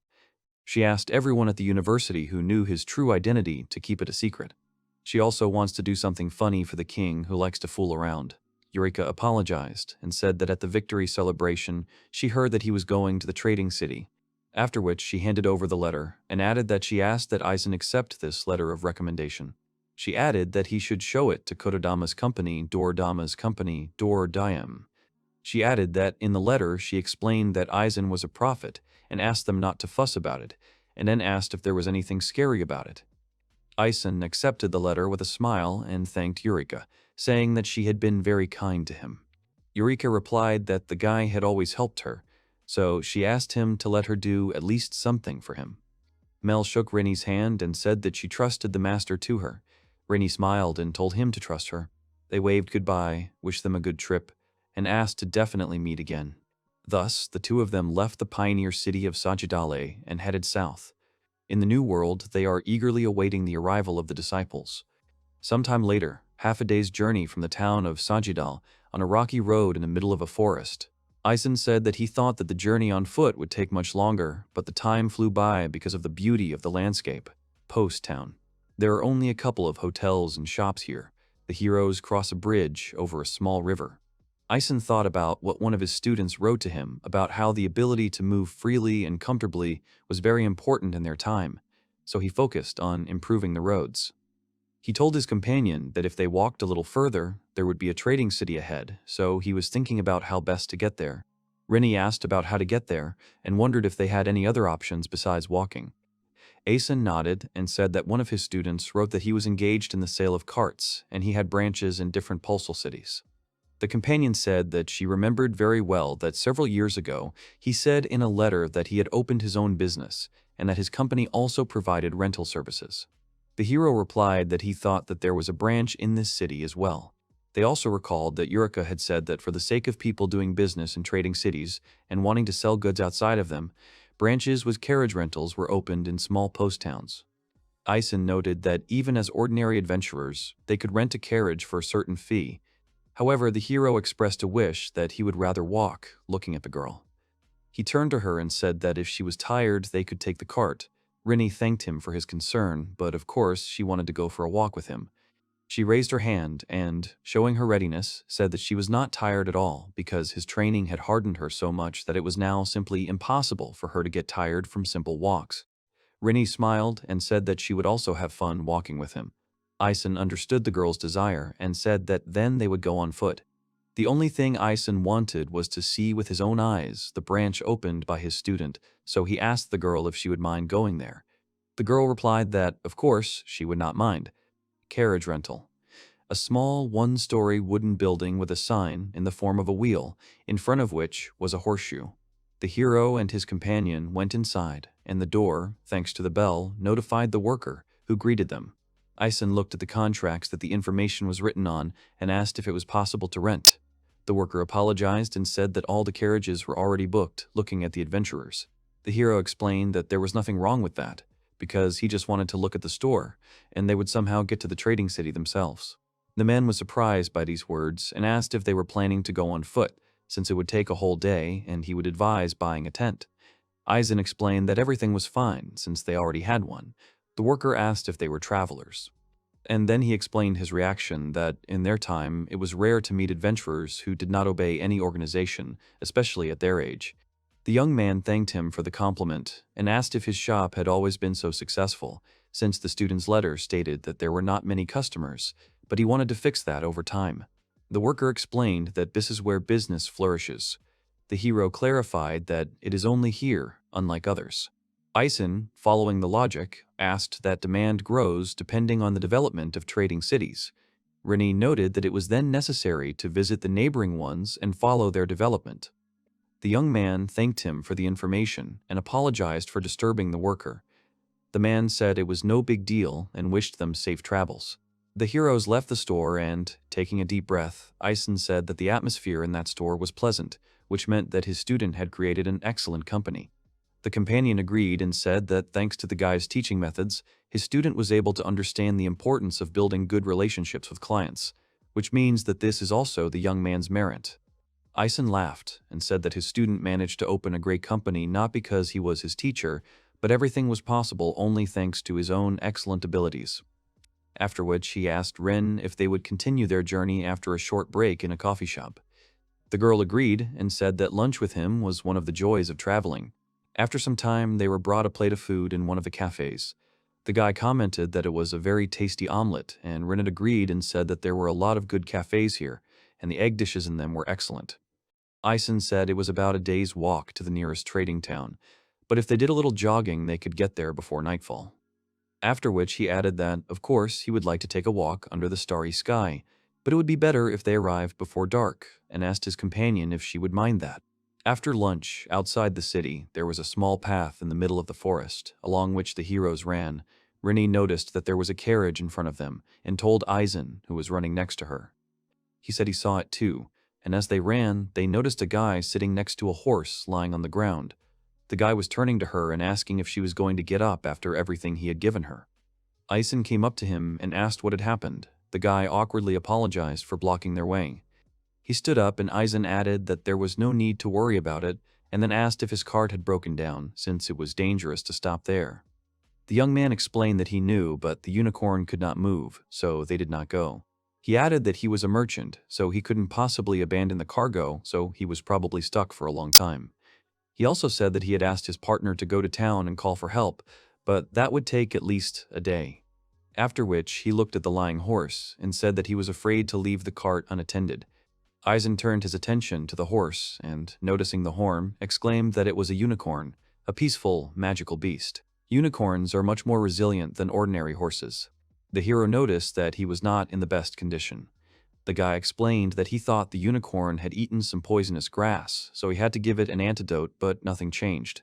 Eisen approached the unicorn's head, crouched in front of it, and used magic to tell it to let him talk to him. And then he began to hear from the unicorn on the streams that he could not move. His right hind leg was numb, and he wondered why he could not move, because he wanted to help his master, but he could not. The guy noticed from the side that the unicorn and Eisen were communicating, although he didn't understand anything, and then Eisen stood up and walked around, realizing that the problem was in the back right leg. He ran his hand over it and noticed the thorn. Realizing what it was, he then pulled it out, causing the unicorn to immediately flinch. Then he calmly stood up on his feet. Eisen explained that the unicorn had a needle stuck in its leg, and added that it looked like a needle from a poisonous hedgehog. And now that he had pulled it out, the antidote could be given to the unicorn again. The guy said he had no problem with that and thanked the hero. After which, he thought about the fact that they had not gone that far from the post town, and apparently they had not met such hedgehogs on the road. Eisen, looking at the needle, said that this meant that someone had set it up, because the poison was quite effective. The guy, pouring the antidote for the unicorn, said that merchants are often attacked by their competitors and ordinary bandits, but he still does not understand who might need it. Then the guy stood up and said that he had given the antidote, and the hero said that then he would soon regain his strength. The young man thanked the hero and added that he did not expect that such a problem could be noticed at first glance, so he asked the hero if he could use spiritual magic of words. Eisen was surprised that the young man knew about this type of magic. The guy confirmed and said that his colleagues use it from time to time. Eisen knew that spiritual word magic and prophecy magic were slightly different, but spiritual word magic sounded better, so from now on, he would call it that. The boy added that it was the first time he had seen this method of using this magic. Eisen was surprised and replied that he did not think it was anything special. The young man thought about it and said that he would not have said that, because his friends controlled animals through elemental magic. And then he added that when they listen to other creatures talking, they don't understand a lot of things, so it's quite difficult for them to conduct a dialogue. Eisen was surprised again and learned that this also happens. The guy explained that this is why he became interested in how he was able to get the unicorn to tell him exactly where it hurt. The hero lowered his head and said that he simply met many different creatures on his way and somehow began to understand them. He recalled how, during the war, he had had to communicate spiritually with people who were unable to speak because of terrible wounds, and this experience probably developed his abilities. The unicorn climbed up to the hero, and Eisen stroked it in response, saying that it seemed to have become easier for him. The guy exclaimed that his unicorn had suffered a lot just recently, so now he was very grateful. Eisen asked the young man if he could now continue his journey. The boy approached the cart and replied that he would check now, after which he thoughtfully said that it looked like it wouldn't work because he couldn't do without a repairman. The cart was in a precarious state. Eisen approached the carriage and said that he would now see what was going on, and after that he used a spell to make her tell him about her condition. After which, having listened to the flows of mana, he understood what was going on, and, bending down, he took out a strange object from under the carriage. The guy, looking at her, asked what kind of piece of metal it was. Eisen answered that there was a thin layer of some kind of liquid on it. Rin, approaching, hesitantly noted that it looked like some kind of magic potion. He nodded and said that it was a potion that restricted movement. The young man asked in confusion that it had come from the luggage, or maybe it was the tricks of competitors again. After which he sat down and took the reins, joyfully shouting that now the cart could move, and thanked the heroes. He asked Eisen if he was good at technology, because he had heard that in order to use spiritual word magic on inanimate objects, one must know a lot about it. Eisen shook his head. He replied that they say that things that are cared for have a soul, and this cart had one, so understanding the reason why it could not move, it told the hero about the problem. The young man was surprised and added that this was incomprehensible to him, and also that the reason was that he really valued this cart very much. Eisen waved his hand and asked that there were no more problems. The young man replied that it looked like it, so he would continue on his way. Eisen replied that he was glad and wished him a good journey. The boy asked if they were also heading to the trading city, since it was still a long way to go on foot, and they had spent a lot of time helping him. So the boy smiled and offered to go with him, since they were heading there too. Eisen asked if the guy was definitely okay with it, and received the answer that, of course, no, because he couldn't thank him in any way now, so he would be very happy if he could at least just give him a ride. The hero turned around and said that he would take up the offer, and then asked if he could find out the boy's name, introducing himself and Rennie. The young man noted that they were a little late in introducing themselves, and then introduced himself, saying that his name was Ro, that he belonged to one of the companies in the trading city, and then added that his full name was Ro Harbor. Eisen noted that they were traveling at a fairly high speed, despite the fact that they were carrying a lot of cargo. Ro said that this was their company's carriage, so both the horse and the cart were first class. He also added that he was very glad that thanks to them the breakdown was fixed, because he had already started thinking about renting a cart from the post town, but he couldn't leave the cargo. Eisen said he thought he had made the right choice by staying put, especially since all the carriages in the post town were already booked. Ro turned over his shoulder and said that he was very lucky to have met the heroes. Eisen explained that helping him was just a whim, but he was very happy that the boy was happy with the result. And then the hero added that the unicorn Ro was especially lucky. These words surprised the young man, and he asked again what he meant. Eisen said that during a difficult moment for the unicorn, Ro was next to him and tried to calm him down, for which the animal was very grateful to him. Ro became very embarrassed, putting his hand behind his head, and said that the unicorn was always with him during training, so he was a great horse and he did not want to leave him.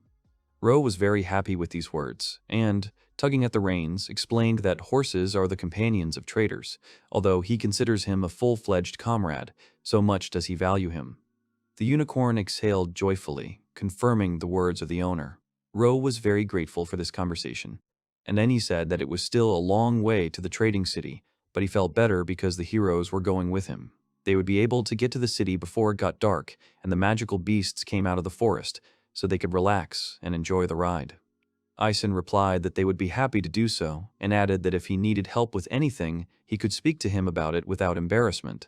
The travelers continued their journey together. Ro reflected that the delay had cleared the road of foot travelers and other wagons, so he thought that at this rate they would make it before nightfall. Then something ahead caught his attention. He saw a carriage overturned on its side and a fallen tree. Ro began to think that the overturned cart had crashed into this tree, but he did not understand why the driver and horse were not visible, thinking that they had gone for help.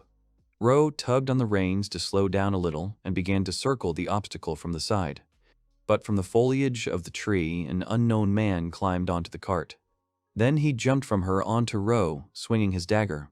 Ro, reacting quickly, jerked the reins, causing the horse to quickly shift to the side. The robber failed to hit with his weapon. He landed on the ground, surprised by the merchant's reaction, and took a breath, rising to his feet. after which he laughed and said that the young man was not bad, as expected from a merchant who was entrusted with a cart with the company emblem. Ro immediately realized that he was no match for the attacking bandit, so he should quickly continue on his way. However, the unicorn fell to the ground again, surprising the merchant, and he got down to check what had happened. After which, he noticed 3 spikes stuck into the horse's back and couldn't believe his eyes. The robber politely explained that this time the poison was fast-acting, and even if he gave the horse an antidote, it wouldn't be able to get up right away. Ro glanced over his shoulder at the bandit and realized that, without a doubt, the previous spike scent was his doing. The bandit at that moment commanded that everything was ready and the rest of the guys could go out. A large number of armed men appeared behind him, and he said that the horse had been stopped, which meant that his work here was done, and it was time for the other guys. The bandits smiled with anticipation, and one of them told the boss that today, as always, there was a great catch. The boss replied that the poison was a great idea. Then the robber turned to the merchant and said that he was sure that his cart was filled with all sorts of expensive junk. Ro realized that it would not be possible to come to an agreement with these bandits, and tried to think of another way out of this situation. The robber confirmed the merchant's words and said that he had already disturbed them once, slowly approaching Ro. Ro knew he couldn't dodge. Eisen's spell was heard, calling upon the wind to protect the merchant. A sharp gust of wind deflected the flying dagger to the side right in front of Ro, saving him, surprising the young man. The robbers were also amazed, and Eisen, getting out of the cart, said that he noticed how the situation had become tense. He pointed his staff towards the bandits and asked that they were bandits with whom it was useless to talk, which meant that he would deal with the rest himself. The bandit boss, drawing his sword from its sheath, asked the hero who he was. A man nearby noticed the staff and concluded that he was the accompanying mage. The first bandit who attacked said that he was not there when they left the post town. Rinnan asked Eisen what they were going to do, and the robber, noticing a beauty nearby, interested the bandits. Another noted that she was also an elf, and for such a one on the black market they would pay a lot of money. Eisen looked at the bandits with disgust, noticing that they were discussing trade, and thought that the bandits did not change their traditions. He then held up one finger and said he would only ask for one thing, looking at them with a contemptuous look. The leader of the bandits interrupted him and, turning to the hero, said that he would take pity on them only if they laid down their weapons and allowed their bodies to be thoroughly abused. Eisen smiled and replied that he had no intention of asking for such a thing, in response to asking if they wanted to surrender to the city guard right now. Everyone was silent for a moment, and then the bandits laughed, noting that these were excellent last words, calling Eisen a good joker. Then he added that in that case the conversation was over, and in gratitude for making them laugh, he will get a quick death. All the bandits ran towards the heroes. Eisen, holding out his staff, asked what this meant, that they did not want to surrender, and said that then he had no choice. The bandits, joking that even now he wanted to cast a spell, remarked on what a desperate fellow Eisen was. They were already very close and said that he would not even have time to cast a spell in response. However, the young man had no intention of saying it, striking with his staff and knocking out the bandits who had attacked him, and surprising those who remained in their places. The leader of the bandits is in shock. He thought about how he didn't use magic, and the man didn't even have time to follow his movements. After that, mana streams appeared around Eisen, and only now he used the acceleration spell. Instantly jumping up, he walked through all the bandits standing closest to him and struck them.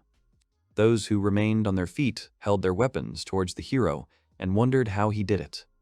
The leader of the bandits gave the order that they simply needed to choose another target and said that they needed to take Rin hostage. Rin, hearing their conversations perfectly well, clarified their wishes, asking if they were sure about it. But the bandit was already running towards her, and the girl, taking out daggers from behind her back, stuck them into the man's leg. He was shocked by this, and Rin asked if he really thought he would be allowed to touch the girl with his dirty hands. She then cast the electric blade spell, and the electric shock affected the bandit's entire body. Rin reported to Eisen that she was done. The guy, with a smile on his face, said that he was too. Then he sent the bandits towards the boss and said that he was the last one left. The boss shouted that the mages couldn't be that strong, so he asked who they were. But before he could even react, Eisen came close to the man and said that they were now ordinary adventurers, after which he dealt several blows.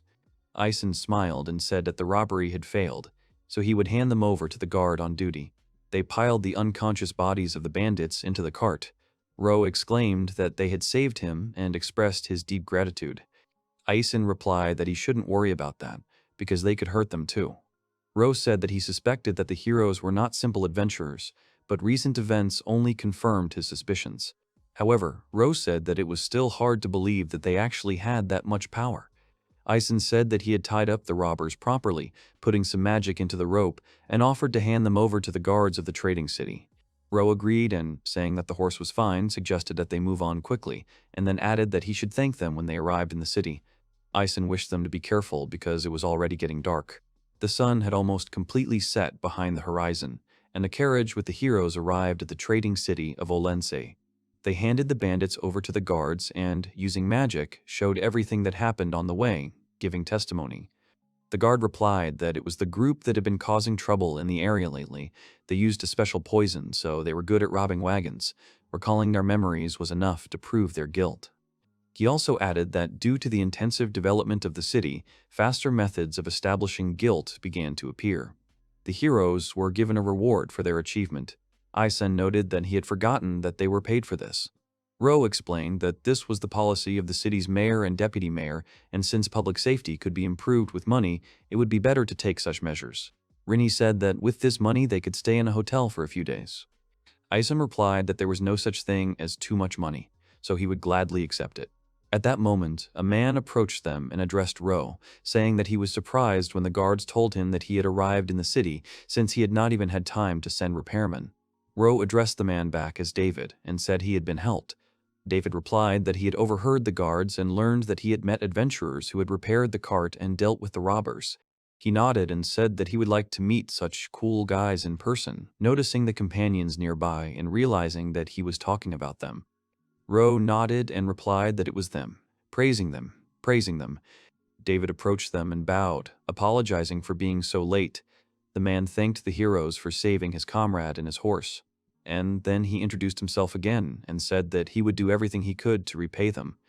Eisen replied that anyone in a similar situation would have done the same, so there was no need to thank. David said that no matter what the reason, he would not rest until he thanked. Ro added that until the debt was repaid, he would not consider himself a merchant. Ro then turned to David and said that he had heard that they were going to stay in the city for a while. The man replied that he had already arranged accommodation, adding that it was a huge apartment on the main street, which was already paid for. Praising David, Ro turned to the heroes and said that he wanted them to stay there without worrying about paying. Eisen nodded and agreed, thanking him, because it's not every day that you get to live in a great apartment. David said that this, of course, was not enough to thank him for saving his life, but he had not yet managed to do anything else, so he asked for a little time. And Ro, as a small addition, offered to have dinner together at his expense, to which the heroes agreed. Ro said he knew a great place and asked David to book it. The man, having anticipated this, said he had already booked it. Eisen said he wanted to leave his things at the hotel and walk around the city, and Ro said that's what they would do then. The heroes reached the apartment, and Ro said that they would leave them and meet again in 2 hours. The restaurant was nearby, so they would wait at the entrance to the hotel. Rin admired the beauty and spaciousness of the apartment and noted that there were even several sleeping places and even a bathroom. Eisen suggested leaving their things and walking around the area. The girl agreed. After a while, they went out into the street and began to walk past various establishments and shops. Eisen said that even at night, it was so light and lively, and Ryan noticed a juice stand. The guy also said he would like to try one. The girl said the fruits are being brought to the market town, so she is thinking of getting a mix. Then the hero noticed a tower that was used for observation, open to the public, and suggested that the girl go there. They climbed onto it and looked out over the night city, full of lights. Rin admired the beauty of the view, and Eisen said that it was much larger than the one he remembered. He explained that many years ago, the territory of the trading city was surrounded by high walls, so the number of buildings behind the wall can tell how much the city has expanded. Rinny understood why her teacher looked at the city map in the hotel with such surprise, and suggested that they take a walk through the new areas. They went back outside and continued walking. Ro told them that the area behind the wall was mostly residential and commercial areas, which meant that the area behind the wall would be in good condition. Then they noticed a sign with an empty area, and Eisen commented that it seemed to be an undeveloped area. The sign had a message telling people to be careful because it was a future development area and city hall area.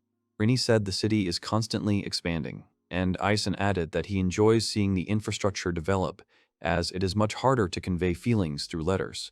Then he noticed the staff was glowing, meaning he had left some of his magic somewhere here. He headed to the territory and, realizing that he needed space, he pointed his staff and removed the seal from the tree trunk. Eisen received the skill to increase the magic power of the second level. He'd already forgotten that he left his magic here. He said that to seal the magic, he tried to choose deserted places, far from cities. However, he did not expect that Olen's would grow so much, surprised by his students. He was lucky that during this walk he found a fragment of sealed magic. Rini said she had the impression that the guy had foreseen this, that it was to be expected. The guy replied that it just happened, because this city is full of pleasant surprises. Then he suggested moving towards the hotel, since 2 hours were already up and it was time to meet. He wonders where the merchants will take him, because Ro and his friend said that they wanted to take him to a restaurant called the White Cat House. After a while, in a restaurant, David said that they could eat and drink as much as they wanted, all at his expense. He ordered the most popular dishes, and therefore asked to enjoy the best restaurant in the trading city. The heroes thanked the man, and in addition to the food, they also enjoyed a live performance. Ro explained that there is often dancing or singing, and sometimes acrobats perform, all for free. They also booked a special table. In addition to the stage, it has a great view of the main stage. It is connected behind the scenes to the one below, so the performers will go right onto it. However, he added that touching them is prohibited, but you can reorder the melody you like. Eisen said that he understood and that it was a great place.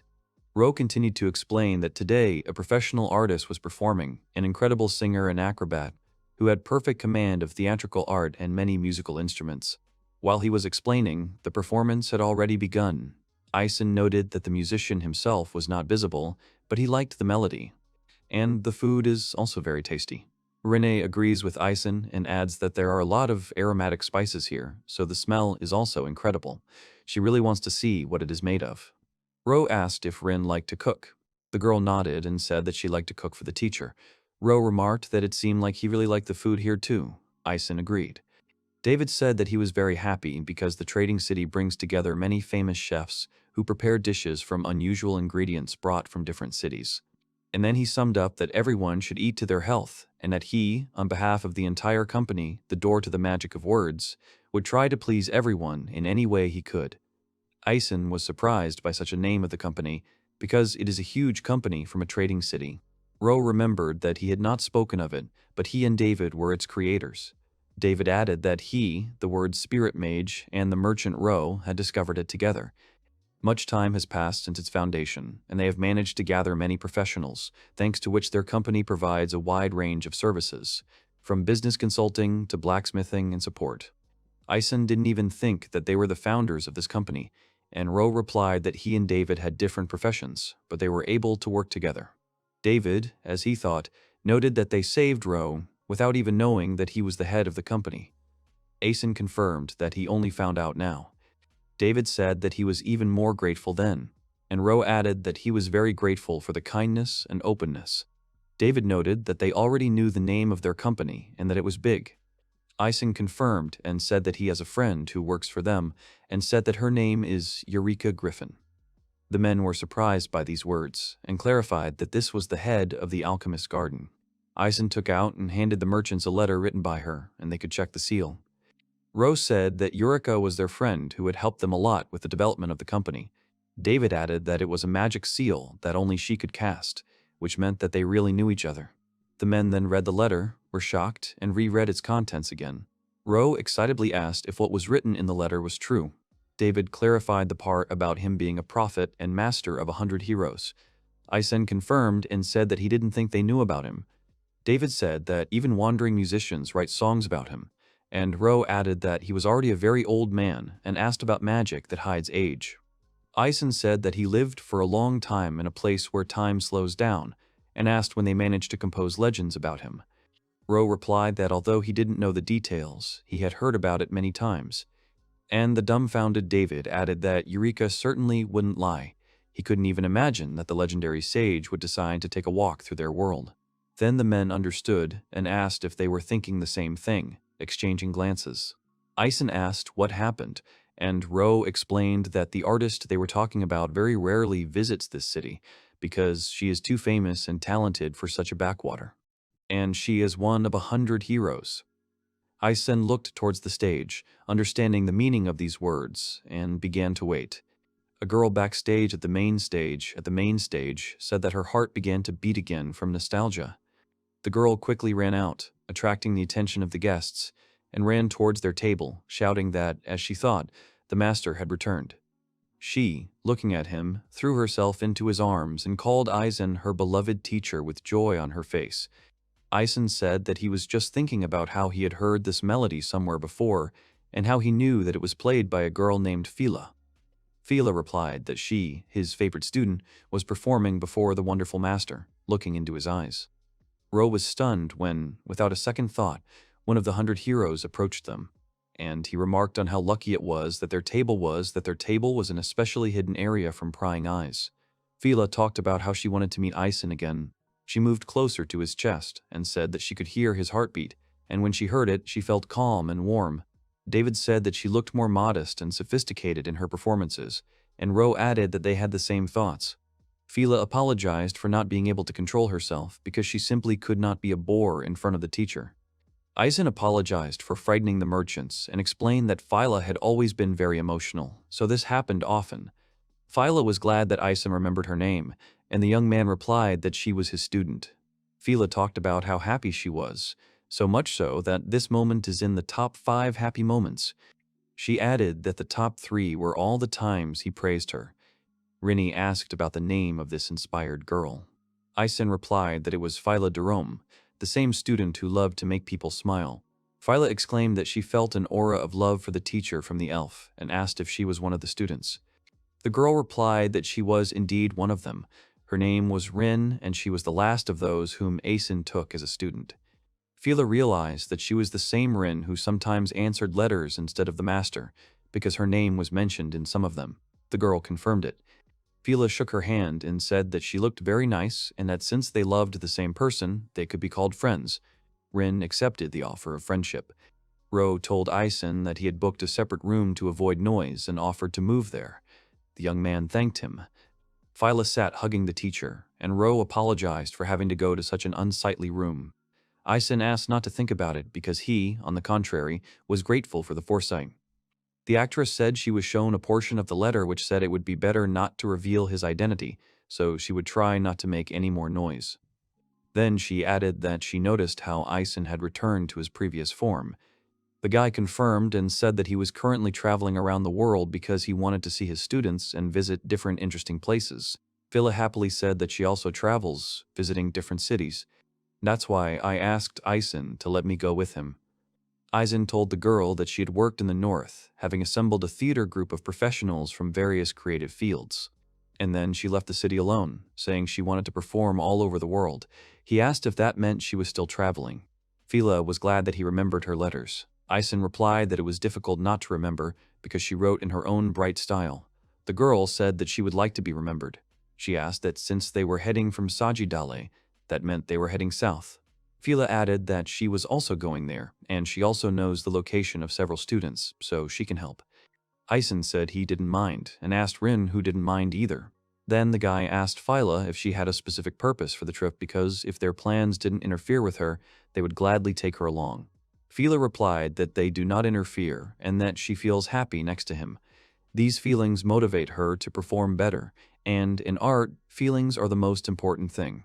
Eisen said that they would be moving out soon then. Fila thanked him and said that she would do everything she could. Ro noticed that they had finished their conversation and suggested that they continue their dinner. Eisen agreed that they should properly celebrate the meeting of an old friend.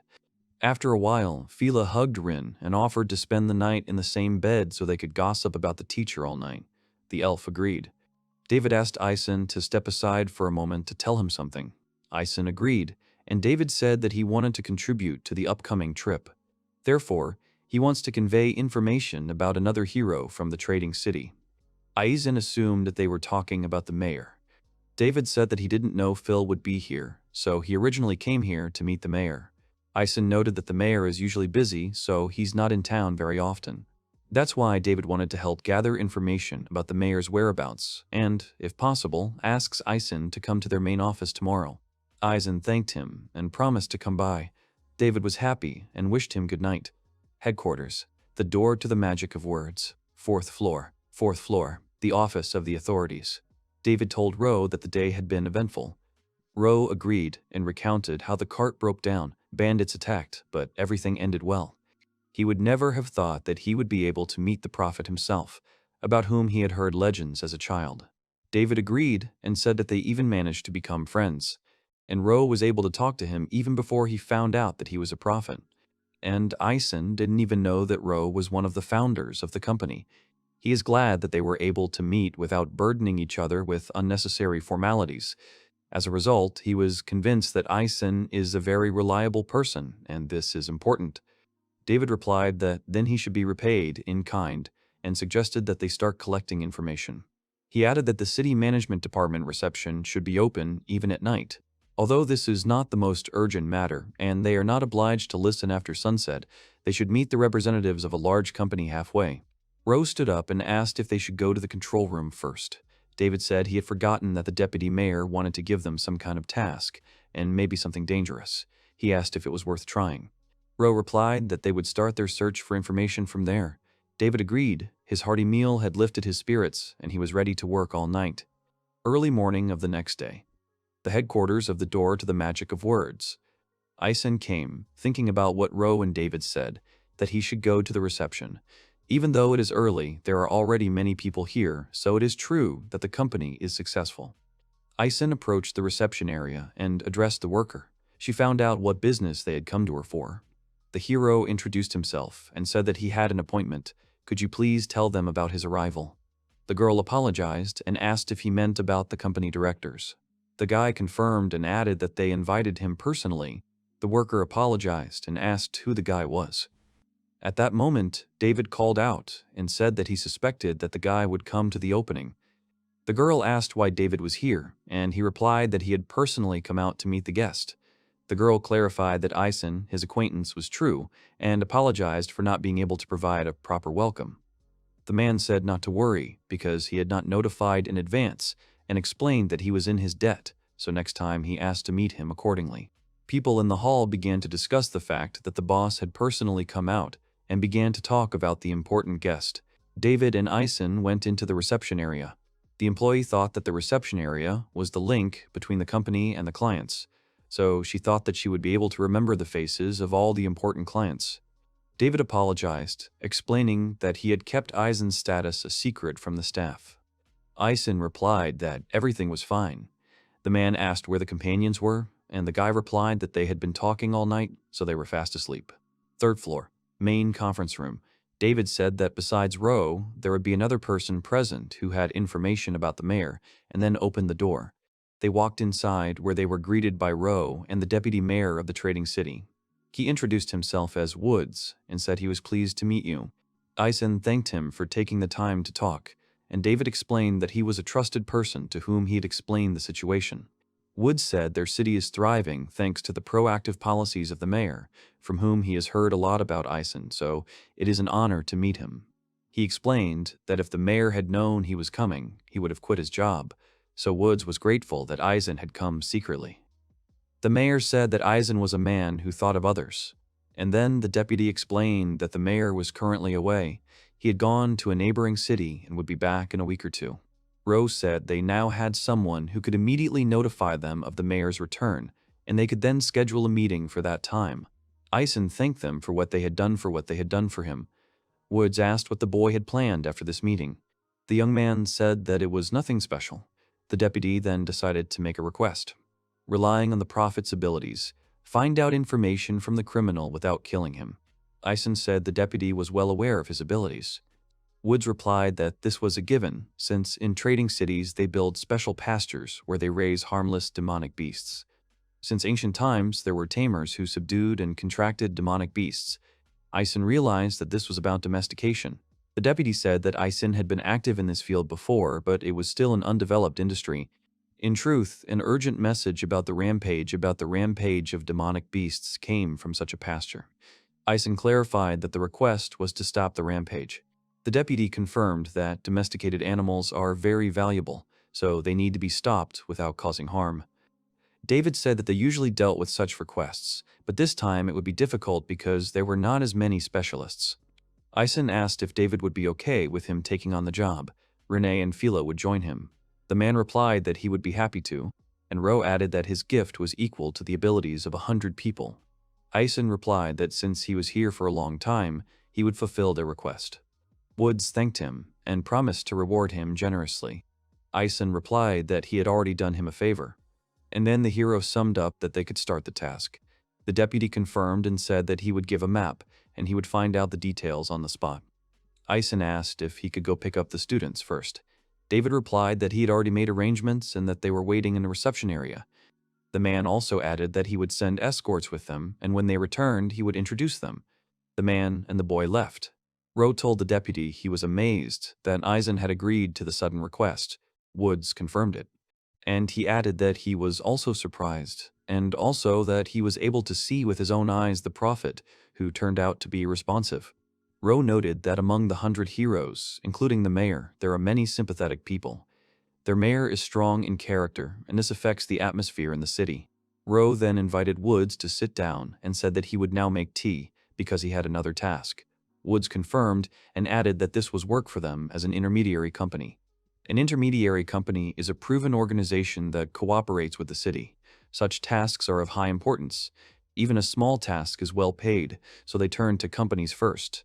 Ro said that from what he understood, this was a rather troublesome mission. The deputy replied that, to be more precise, it was a mission with a high level of danger.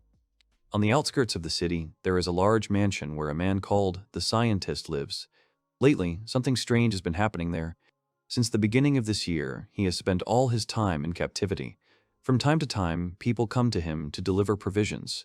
Ro suggested that it might be a scientist immersed in research, but Woods explained that was the problem. He said that this scientist asked the people who came to him, "Don't they want to know about the power of the Dark God?" Ro pointed out that this was indeed not very good. The deputy said that during the war, there were many people who wanted to obtain the power of the Dark God, and it is said that even now, there are secret orders operating. The deputy explained that, having received the information, he wanted to send soldiers immediately, but taking into account the frightened townspeople, they realized that if they began to conduct an open investigation, then everyone who had any connection to the order would not come even one step closer to this place. So Woods said he wanted to ask Ro to conduct a covert investigation under the guise of delivering food supplies. He would need to break into the house and gather information, and this requires a mage with a strong gift who can discern objects with evil matter. In their city, only Ro has this ability. Ro's eye abilities, which allows him to distinguish energy by color.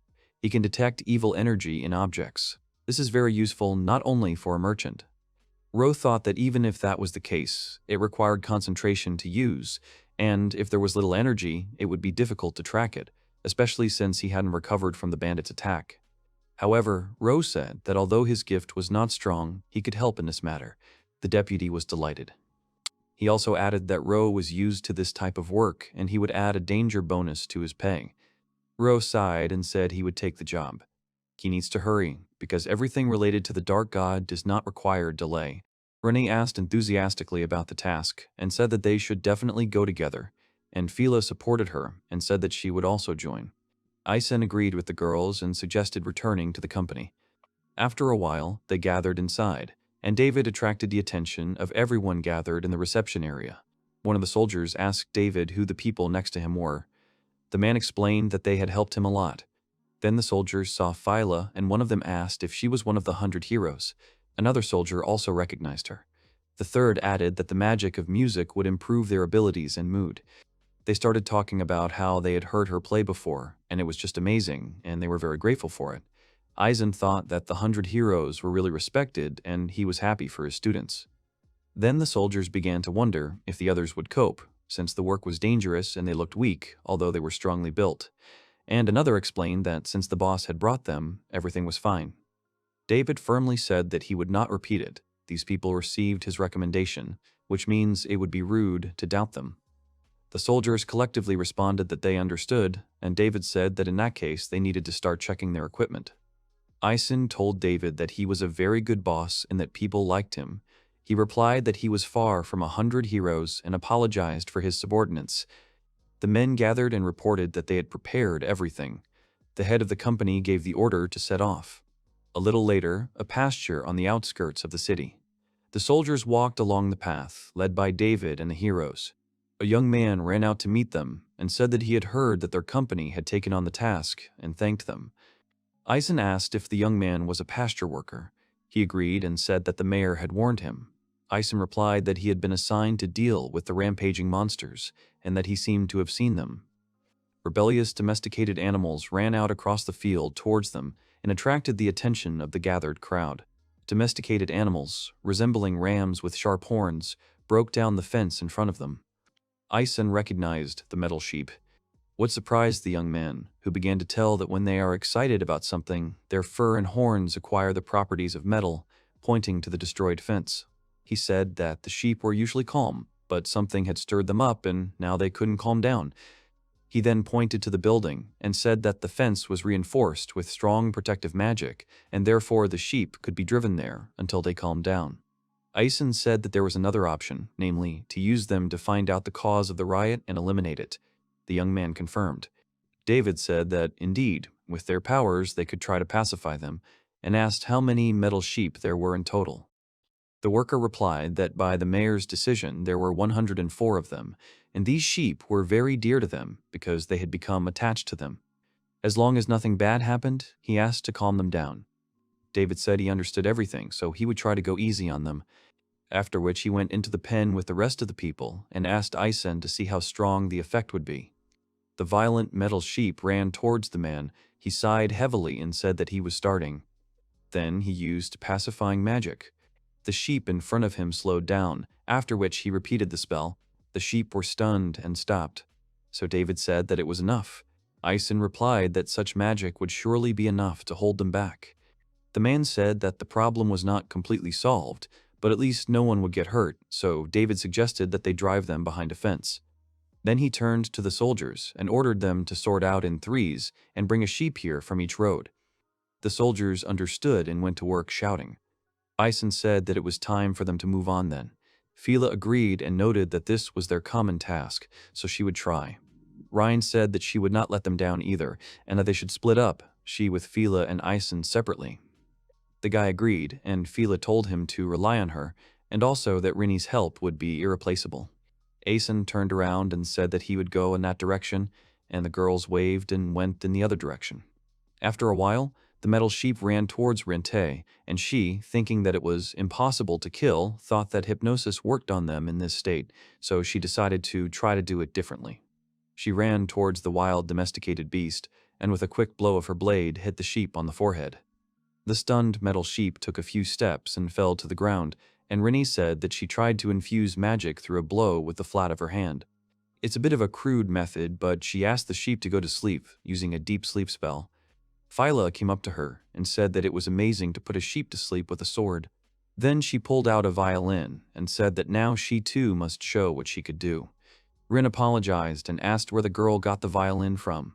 David ran up to the girls and asked if they had caught one yet, as that was to be expected from them. The girls thanked him, and they asked how the man was doing. They turned around and saw the soldiers struggling to calm the metal sheep. They pounced on them, shouting that these creatures were immune to the magic of words. They rushed after the sheep, because once they got away, they could speed up. David told the girls that they could see they were holding them back by force, but they were exhausted and it would take time. He thought the muscular word mages would be able to handle it. Phyllis said that she would help them with the magic of performances, so their power would increase significantly if they listened to her playing and singing. David thanked her. Rinna was still curious about where Fila got the instrument from, but the girl said she would tell her later, but for now she had to perform. This time, since the text would cause trouble for the word mages, she would only play the melody. After which, the mana spread across the field and enveloped all the soldiers while the girl continued to play the violin. The men were shocked. They turned towards her, thinking about what a beautiful melody it was. Even their bodies somehow warmed up. The soldiers were delighted and noticed how they were filled with strength. so now they would definitely succeed. They grabbed the metal sheep and shouted happily that they were holding it back, and David praised them and asked them to hold on. Then, when the sheep became obedient, the soldiers began to lead them into the pen. David said that this was to be expected from a hero. She helped a lot by strengthening her subordinates. Fila Drone was happy and said she was pleased with how everyone worked with smiles on their faces. Then there was a sound, and the heroes turned towards him. They noticed the sheep pushing the man to the ground. David asked why they couldn't subdue him, and the girl explained that they were outside the area of effect and the enhancement didn't work on them. Rinny ran, saying that they had to help, but Fila stopped her and said that everything was okay. She put out her hand and said that since the situation was urgent, this is what she would do. In the next moment, she used a spell to launch her right hand. The hand calmed the sheep, and Fila said that it seemed to cool her head and that everything would be all right now. Rinny asked what was wrong with Fila's hand, and the girl remembered that no one really knew about her race except the master. And then she introduced herself as Automata. She has magic that allows her body to be disassembled and reassembled. The girl smiled awkwardly and said that it was the first time she had seen an automaton. They said that it was not often that one could see this race. Their origin is a complete mystery. They are difficult to distinguish from humans by their appearance. The number of this race is extremely low, and details about them are practically unknown to anyone. Brittany smiled and thought about how the social studies textbooks and the book that teacher Eisen recommended to her only said this. Rin said that she heard that Master Eisen had students of different races, but it was very surprising. Jerome can not only play an instrument and sing, but also split his body. Jerome laughed and said she was very pleased with the praise. She was increasingly filled with a desire to get to work. The girl then straightened her arm and used the start command on her left arm. Suddenly, the girl's left hand separated. She flew straight to where the men were chasing the ram, as the wooden fence wouldn't stop it, so they had to catch up with it quickly. At that moment, Jerome's hand flew right over the animal. Suddenly, she grabbed the bull by the horns and pinned him to the ground. Jerome said she would be able to launch not only her hands, but also various other parts of her body. The hand continued to press the ram to the ground. The men were surprised that the girl held the ram they had failed to hold with her left hand. Moreover, the girl did it automatically. This is very cool, and here he is, a hero who raised 100. The girl smiled and said that the men praised her. However, the master is capable of many things, not relying on the characteristics of the race. The girl says that he is even more amazing. Then she asked everyone to look away. The men looked to the side and saw something incredible. Eisen walked slowly along the path, and next to him was a whole herd of sheep, which also followed him. He sometimes called the animals to walk next to him. The man ran up to Eisen. The young man called Daibit by name and said that by now he had brought most of the rams. The man said in surprise that he had brought them. They had 6 that had turned white, and they were excited because the young man had been able to calm them down. The young man asked if the man really wanted to know about it. He had just talked to them, and that was it. Daibit said that this could not be, because they could not contain all this excitement of the animals. Suddenly, they are interrupted by men who call for the boss, and, apologizing, say that one of their sheep ran towards them. Daibit was surprised, because this ram is their leader. He is the healthiest of all that the man has seen.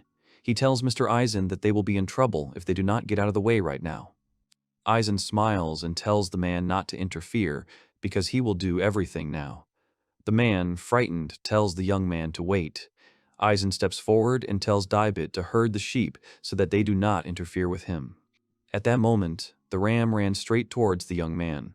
Eisen says that the leader kindly runs to him.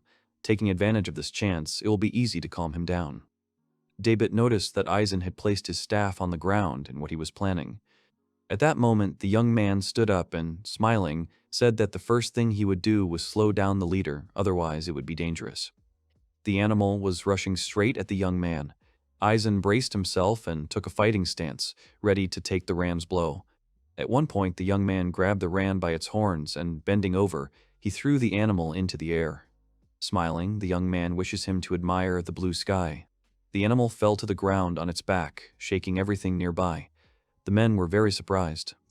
Daibit placed his hands on his hips and asked if Mr. Eisen had really just thrown a metal ram over his shoulder. The other man said that there was no doubt about it.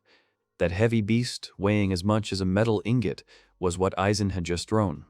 The ram lay on the ground and could not get up. He only cried out pitifully. David was surprised to hear that the ram had been turned upside down and it seemed to have suffered no damage. He asked if the ram had really escaped all damage from hitting the ground. Duram approached Daibit and said that this was the master's fighting style. She also laughed and asked the man if it was really amazing. Daibit laughed and said that he, having seen it with his own eyes, understood the horror of Eisen, although he heard about it from Ro. He had not seen such movements even in warriors specially trained in close combat. Duram laughed and said that it was natural. The master taught them fighting skills. The girl asks Rinny and asks if she really learned something from him too. The girl replied that it was exactly like that. She wanted to learn many things, but teacher Eisen had only taught him the art of self-defense so far. David laughed, scratched his head, and said that it was self-defense. He then looked at Eisen's back and asked if this was really the master of heroes. At that moment, Eisen walked straight towards the metal rams and told them to calm down. He chuckled and asked if they were really surprised that he had thrown their leader over his shoulder. Then he noticed the animals' confusion. The young man smiled and told them to relax and stop moving, and then listen to what he was saying. At that moment, an aura began to shine around him. All the metal rams felt some strange aura. They immediately turned their attention to the young man. Suddenly, some dark haze disappeared from their bodies. All the people were incredibly surprised that Eisen had dealt with so many metal rams at once. The animals themselves immediately calmed down. David couldn't utter a word. He went up to Eisen and asked him what it was all about. He asked Mr. Eisen what he had done. Eisen smiled and asked what David was talking about. It was word magic, just like his. He simply spoke to them, infusing magic into the words. David smiled nervously and folded his arms across his chest. He said that Eisen's word magic was strange, as the boy spoke for quite a long time. Word magic is mainly used for short words. However, to speak for so long, putting magic into everything and controlling it, this is, apparently, the power of a skilled prophet. Eisen smiled and turned to Daibit, saying that he had basically gathered all the rams in the area. David agreed and said that since everyone was gathered, he would go and call the beaters. Eisen thanks the man for his help. He says he will try to ask the animals why they suddenly became excited. David told the young man that they can talk to the Magwari. He hopes for the young man's help. Meanwhile, on a property in the suburbs of a market town, Ro looked at an abandoned mansion and said that this was the mansion they needed. He asked the other men if they were ready. The men agreed and asked the man to start.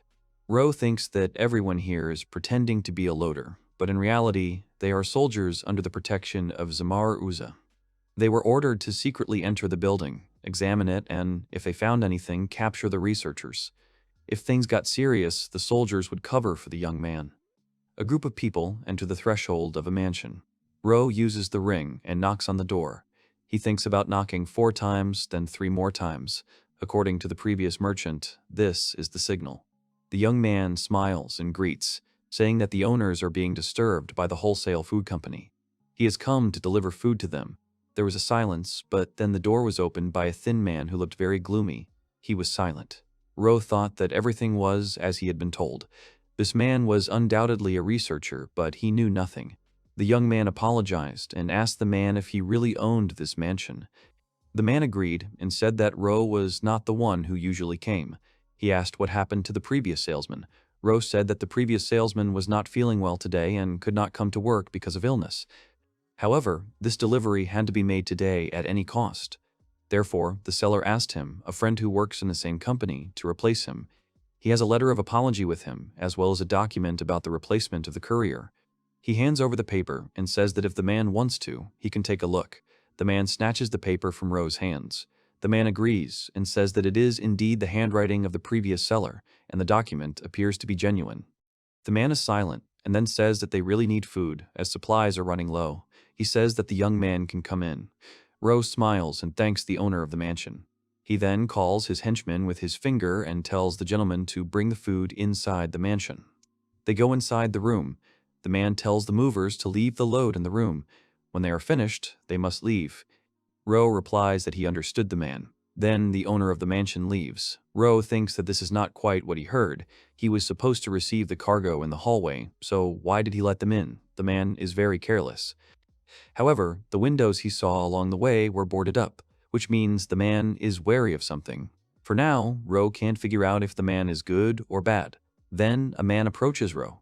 Ro agrees and says that they just got rid of extra eyes. The boy then uses the demonic eye of selection, and his eye changes color. Ro looks around the room and suddenly notices a gap in the corner of the room.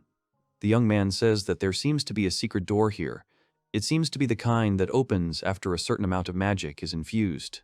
The man asks Ro if he can open it. They don't mind if the city government is responsible. Ro smiles and says, of course he can open it. It would be a shame if they didn't find anything. The boy touches the wall with his hand and opens the door. The man is surprised and says that the door opened, which is to be expected from Ro. Ro said that he had not encountered such devices before.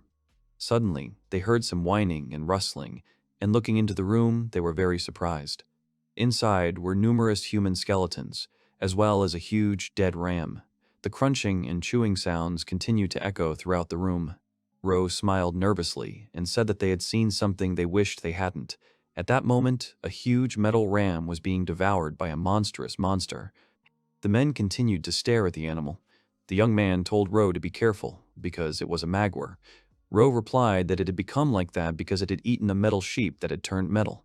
Suddenly, Ro noticed something shining under the sheep's body. Ro noticed the writing on the metal sheep's tag. Ro thought about how the collar belonged to a sheep in the pasture that David was responsible for. Then, another man said that maybe those bones in the corner weren't human. At this moment, the owner of the mansion said that the enticed food saw something extra. Ro was scared and thought about the researcher standing in front of him. This room, it turns out, is connected to the other rooms. They have already confirmed that he is keeping Magware without permission. Ro understands that he needs to grab this man. Ro held out his hand and asked if there really were bones of metal sheep and people there. The man asks if Ro really said food. He asks, so what? Ro smiles nervously and asks if the man really said food. The man replies that it's a hassle to just drag one sheep from the pasture at a time. He spent a lot of time feeding them, until he realized that it was easier to drag people in and feed them. To be honest, his thinking problems are his worst enemy. Everyone was very surprised. Then the man approached the shadow wolf. He said that if he didn't eat more, there wouldn't be enough mana for that cute girl, so he might as well eat them. The shadow wolf raised his head and looked at his supposed letter with a menacing look. The man continued and said that the food had finally arrived, so the monster can have a lot of fun. Then the wolf rushed straight at Ro. The young man, at that moment, was frightened and took the talisman out of his pocket.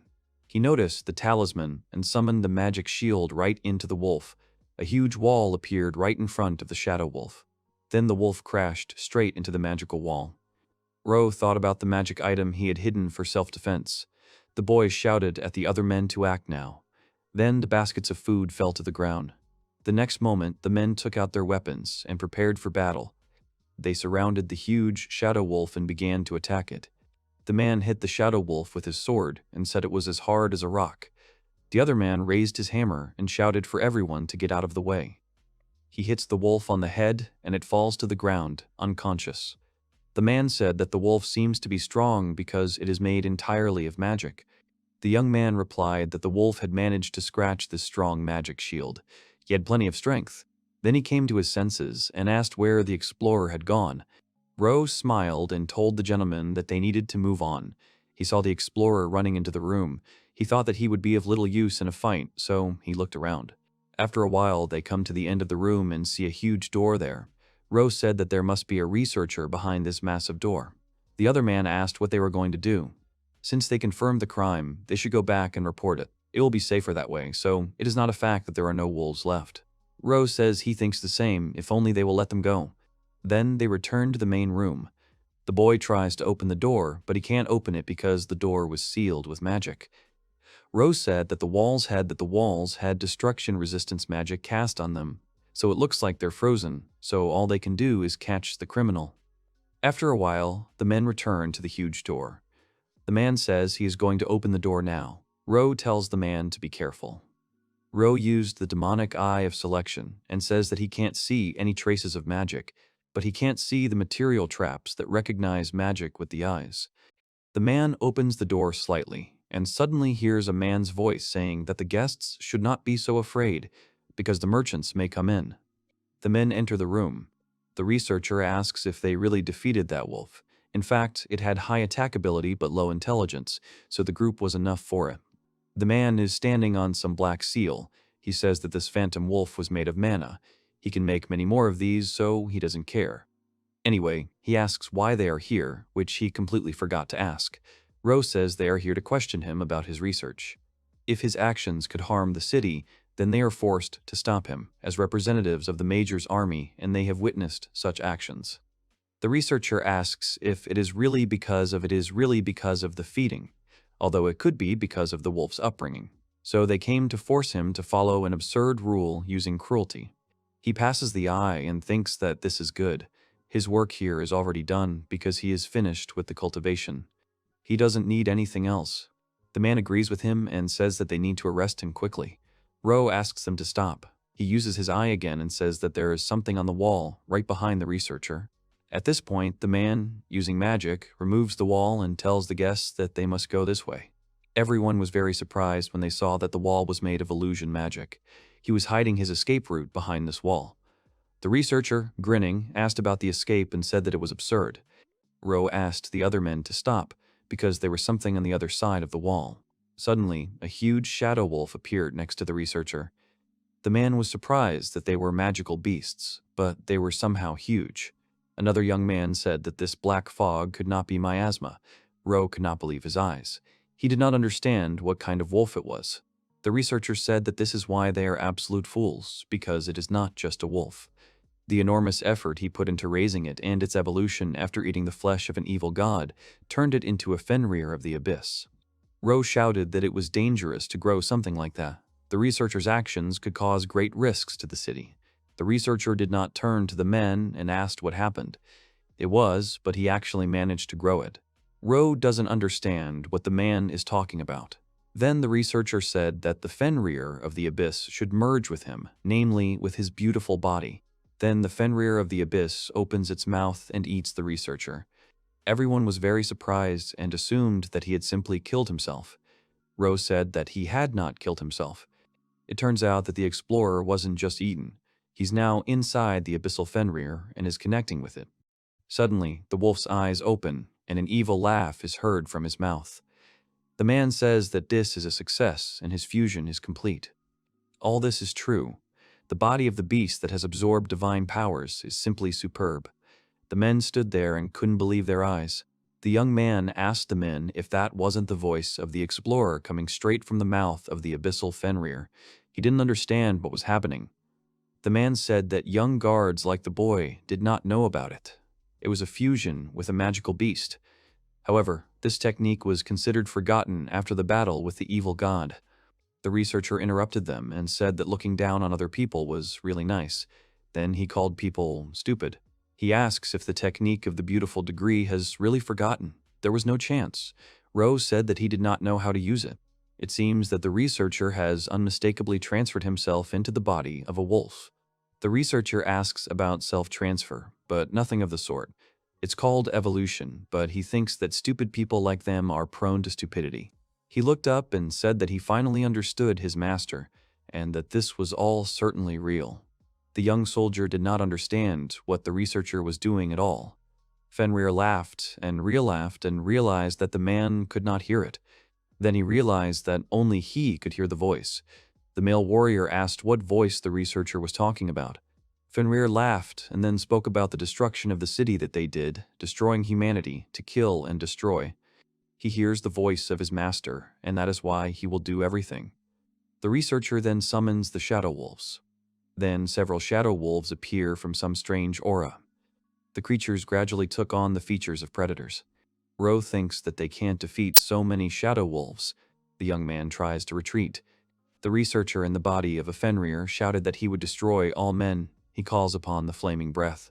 Ro realizes that things are bad. He sees a huge amount of mana and realizes that the Fenrir of the abyss is attacking. The monster then releases a huge ball of mana from its mouth. At this time, two people were standing outside. The dark-haired young man said that it had been a long time since they had left. The other man agreed. He asked if perhaps they should stop guarding and go inside. The dark-haired youth agreed and said that they should go in. Suddenly, a huge explosion occurs, which destroys half of the roof of the mansion. This huge explosion was heard throughout the entire area. People started coming out of their houses as they tried to figure out what was going on. The elfman asked what was going on there. Someone shouted for them to stop playing merchants and grab their weapons from the convoy. They had to prepare for battle. The mansion began to burn. At that moment, men came out of the building. Ro was coughing and was very badly injured. The dark-haired young man exhaled and said that they were back.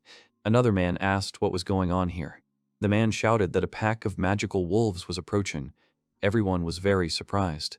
He continued and ordered the residents to be evacuated immediately because there would be a battle here. They immediately began to evacuate every single person. The man told Master Ro that he had saved them all. If it weren't for him, they would have probably all died. Ro laughed helplessly and thought about how he had managed to make a magical defense. The angle of the wall was sharp. It did not block the attack, but it was able to repel it. The man told Master Ru to leave here because now this battle was on them. However, Ru refused. He said that this breath was strange. It completely ignored the protective magic that surrounded the walls, otherwise they could easily escape. The man replied that they needed a magic field. Ro adjusted his glasses and said that he would fight on their side. The man smiled. Then a voice was heard saying that the Shadow Wolves had arrived. The man said they had arrived.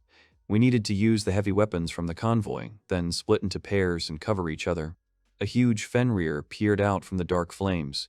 Then, without having time to catch his breath, he climbed onto the roof of his mansion. He smiles and says that he is not used to it yet.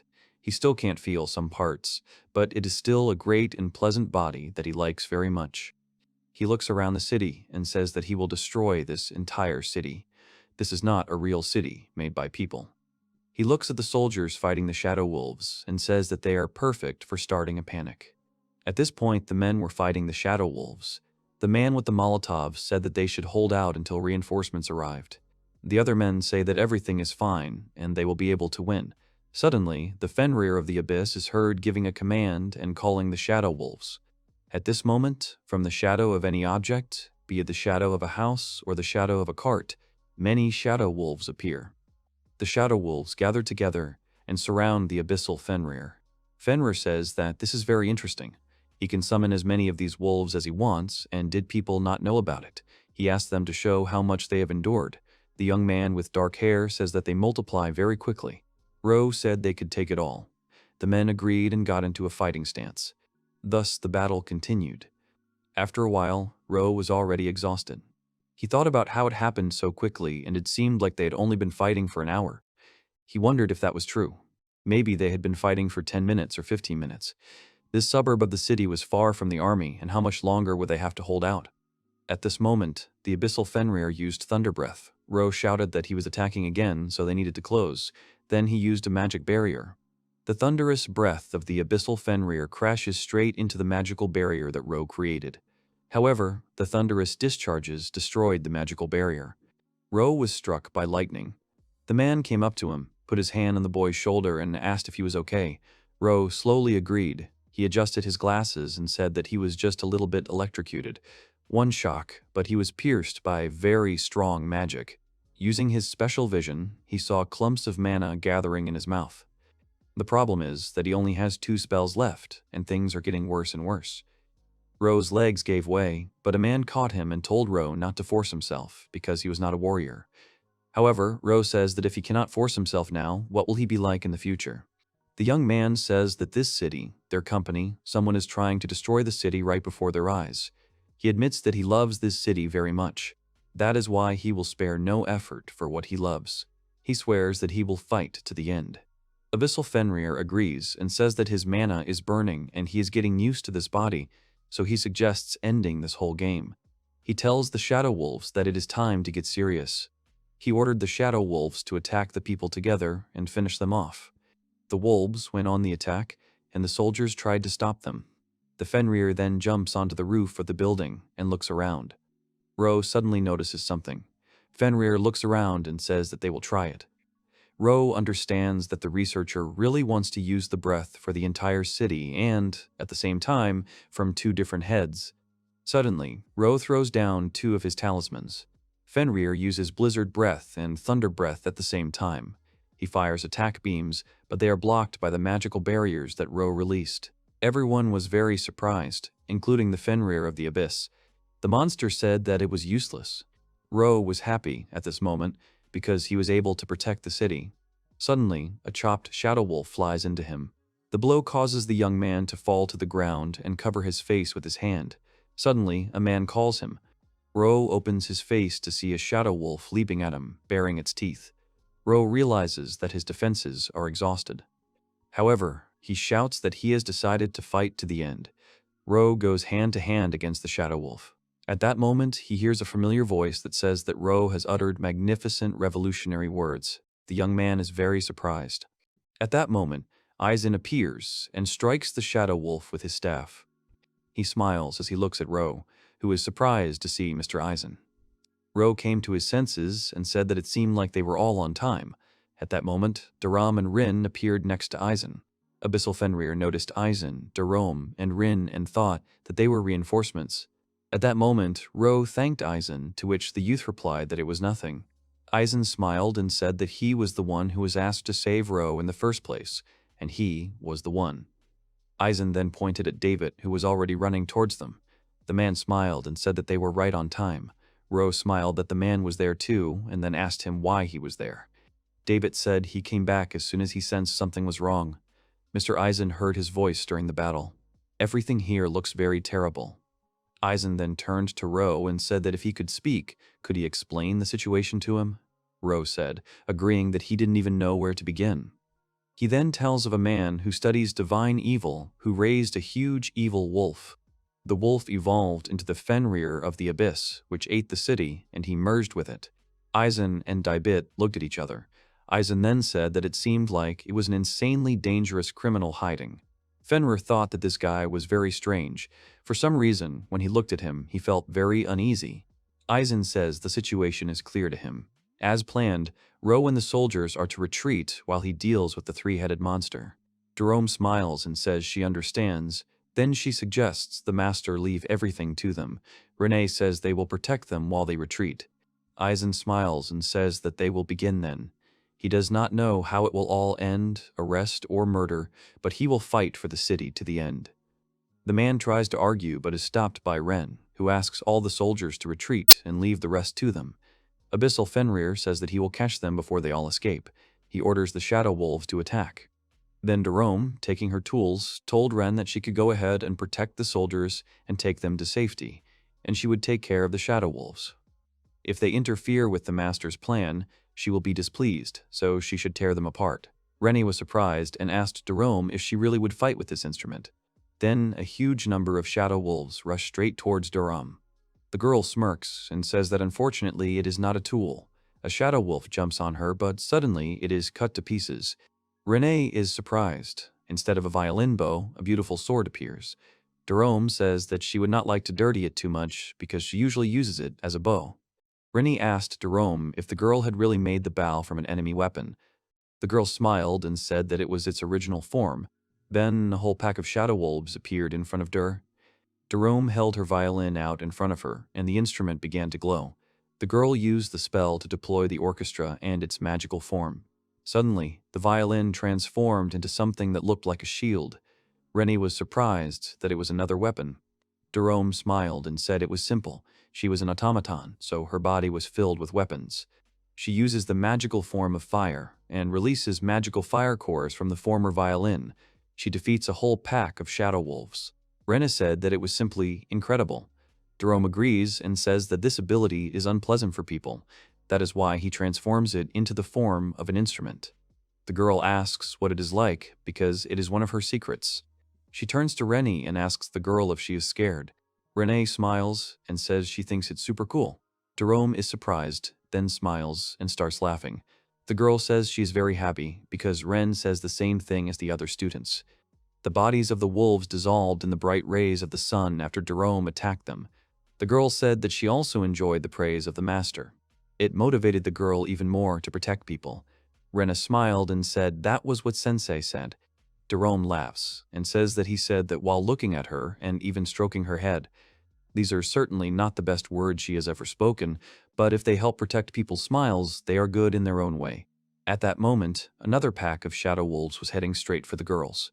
Jerome asked if they should continue then. She used one of her orchestra skills. She ordered all the wolves to listen to it.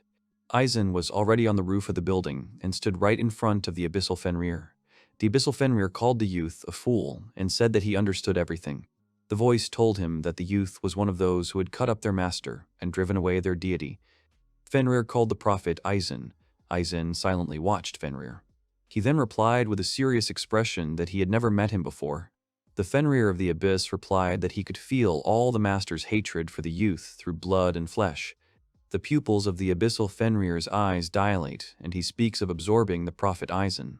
The monster then uses Thunder Breath again and directs it straight at the boy. Eisen expresses anger and says that he does not want to see the city destroyed anymore. He begins to cast a spell, calling on his hands to absorb it and block it. And they let out, like a roar. The youth's staff comes forward and absorbs the sphere of thunderous breath. Fenrir of the Abyss said that he was a fool because his weapon would be destroyed and he would lose. However, the staff absorbs all the power of the thunder breath. Fenrir of the Abyss is surprised and continues to look at the staff, which has almost completely absorbed the energy. Abyssal Fenrir couldn't believe that the boy blocked his attack. Eisen smiles and says that this is a special weapon and the best of its kind. He looks at his staff and sighs, saying that it is a great weapon. It allows the young man to see many things, and it also agrees with his desire to protect the city from destruction. The Fenrir of the Abyss grins and asks what's wrong. He lunges straight at the boy and shouts that he'll just hit him harder. The monster then raises his paw and prepares to attack. Eisen thought it was too slow and then rushed straight towards the boy. Abyssal Fenrir thought that the boy was able to dodge his attack. At this point, the young man turns around and holds his sword in his other hand. He split his staff, and the other half became a sword. Fenrir of the Abyss said that it was useless. He was a being endowed with divine power, but he was still weaker. Fenrir of the Abyss smirks and tells the boy not to think he can kill him with a normal blade. Eisen smiles and says that it is useless to cut him, so he will not do it. During the last war, he fought creatures like the monster until he lost his pulse. The Fenrir of the Abyss smirks and tells him to have this then. The monster then uses his thunderbolt again to launch it at the boy again. At this moment, the young man who stood right in front of the monster disappears. The Fenrir of the Abyss does not understand where he went, and maybe he just ran away. However, a young man suddenly appears and hits the Abyssal Fenrir right on the head, which is preparing to attack with thunder lightning.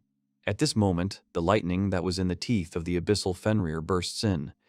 The monster's head explodes, and Eisen at that moment jumps to the side and, turning around, says that if the researcher does not know what to say, then he should simply close his mouth. Fenrir of the Abyss was very surprised. He was angry because his neck was injured by an ordinary person. His body couldn't bear the weight, and he fell off the roof and onto the ground. Eisen stood on the edge of the roof and looked down at the monster.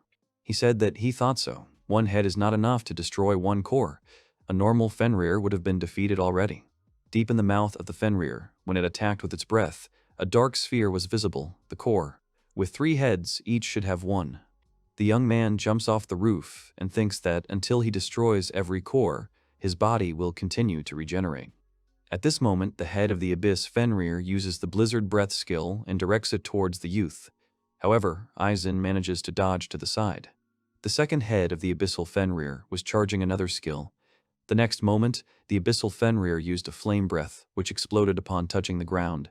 Eisen thought that the more he had to fight him, the more damage he would cause to the city. He had to deal with him as quickly as possible. Fenrir of the Abyss charges up his next attacks and says that even if he has to sacrifice his body, he will kill Eisen. The young man thinks that attacking both cores will be the fastest way. He agrees and tells himself that he has decided what to do. Eisen gets into a fighting stance. He addresses the hellish Fenrir and says that these will be the last words he will ever say to him. He begins to use the skill, calling on his body to act intensely, quickly, and then burn and burn. A strange aura hovers around his body. At this moment, the Abyssal Fenrir uses magic through both heads at once. On one side, there is a fire breath, and on the other side, a frost breath. The attack is directed straight at the young man. In an instant, the Abyssal Fenrir sees something unusual. Eisen stands in a combat position and points his weapon straight ahead, cutting through 2 types of breath and remaining unharmed. Then Fenrir saw the blue flames that surrounded the boy's body. He could not understand why this blue flame was scattering his breath. Eisen smiled and said that this mana flame was made real by his mana and magic spells. In addition, this fire is not only used for defense. Eisen puts on a serious face and summons scorching flames to blast and pierce his enemies. The youth makes a dash forward through the fiery and icy breath of the abyssal Fenrir. Eisen rushed straight at the youth and called upon Ardor's justice. Abyssal Fenrir continued to use his breath, but suddenly blue flames flashed between his heads. The monster had already come to his senses, but his head was already floating in the air at that moment. The young man landed on the ground and smiled. At that moment, the shadow wolves were rushing straight towards Rene. The girl did not show any emotion on her face, but something began to happen. The men were delighted and looked back and said that the shadow wolves were disappearing. At that moment, black smoke was flying out from where the shadow wolves had been standing. The warriors began to approach the burning corpse of the abyssal Fenrir, next to which Eisen stood. Ro was surprised and said that this was incredible power. David agreed and said that he didn't think Lady Jerome's 100 heroes were that strong, but Master Eisen is on a whole other level. Ro says that despite being so strong, he is usually very quiet and a very good listener. A man from the guards approaches Eisen and says that this means he is called a prophet or teacher of 100 heroes. Just as everyone was beginning to rejoice in the victory, Deputy Mayor Woods, soldiers, and firefighters appeared. The observation tower of the city center noticed the incident and troops rushed to the scene. The man asked if they really meant to say that the magical beast had already been defeated and if it really was a hellish Fenrir. When they had explained everything about the situation and the circumstances, they ended up receiving money and public gratitude. The man said that he could not thank the young man enough for saving the city. The award ceremony took place that same day, and after they took their earnings, to celebrate their victory and the completion of the task, the Kodadama door organized an evening feast. And based on what the young man heard, Ro provided a report on the search of the researcher's home. Almost all the papers were burned. They found only 5 metal sheep collars. At this point, the incident with the metal sheep was over, and they gave themselves over entirely to the feast and celebration. After that, while they were shopping and helping with the city's restoration, the days they spent in the trading city flew by. Then, the day before his training, the city's leader was scheduled to return. The man apologized sincerely to Mr. Eisen and said that he had come there to inform the young man that the mayor's schedule had changed. Eisen asked if his return date had really been moved up. The man agreed and added that it was because one of the chief's messengers had returned today and delivered a message. The conference at the nearby magical city had been postponed, so it looked like he would be stuck there for a few more days. The man said he was deeply sorry. Eisen said he had nothing to apologize for. He wanted to at least convey information about the incident, but it didn't work out. Eisen thought about the magical beast appearing in the city when the mayor was away on business. If such information leaked out, no one would be able to remain calm. Eisen asks if he can then go to the magical city and give him the information himself. The man is surprised. He asks if Master Eisen really wants to go to the magical city. The boy agrees and says that he has already spent enough time in this city. The man says that he would be happy to entrust this matter to a trusted person like Mr. Eisen, but is it okay for a prophet to do such things? Eisen smiles and replies that he was planning to visit the magical city anyway, so delivering the message wouldn't be a problem. It would be problematic if they didn't meet. Eisen and the man shake hands, and the man says that in that case he will rely on Master Eisen. Thus, the young man decides to go to the magical city. The next day, he, Jerome, and Rene stand before the southern gate. Jerome said that their journey with the Master and Rene was finally beginning. She was looking forward to it. Eisen replied that he also enjoyed traveling in a large company. Rene agreed. Eisen says that Mr. Woods said that he would leave the letter and everything necessary here, but he is surprised by what he sees in front of him. Rene asks what kind of carriage is between them. The coachman was Ro, who wished the trio a good morning and said that it had been a long time since the celebration. Eisen asked Ro why he was there. The young man replied that, in fact, he had accepted the mission of transporting Mr. Eisen to a neighboring city from the deputy mayor. They called for someone who was familiar with Mr. Eisen's circumstances and was willing to follow him. In other words, Ro, although he would have volunteered himself. Eisen asked if the young man really did such a job. Ru says it's because he doesn't want to be a merchant, that he doesn't pay his debts. Eisen has saved him many times. As a member of the Kodadama door and a respected person, he thinks he'll be useful. Eisen replies that he sees that Rue is really worried about this, so he thanks the young man. Rue says that the most considerate one here is Mr. Eisen. He proved it even before he arrived at the trading city. Then he asks everyone to come inside.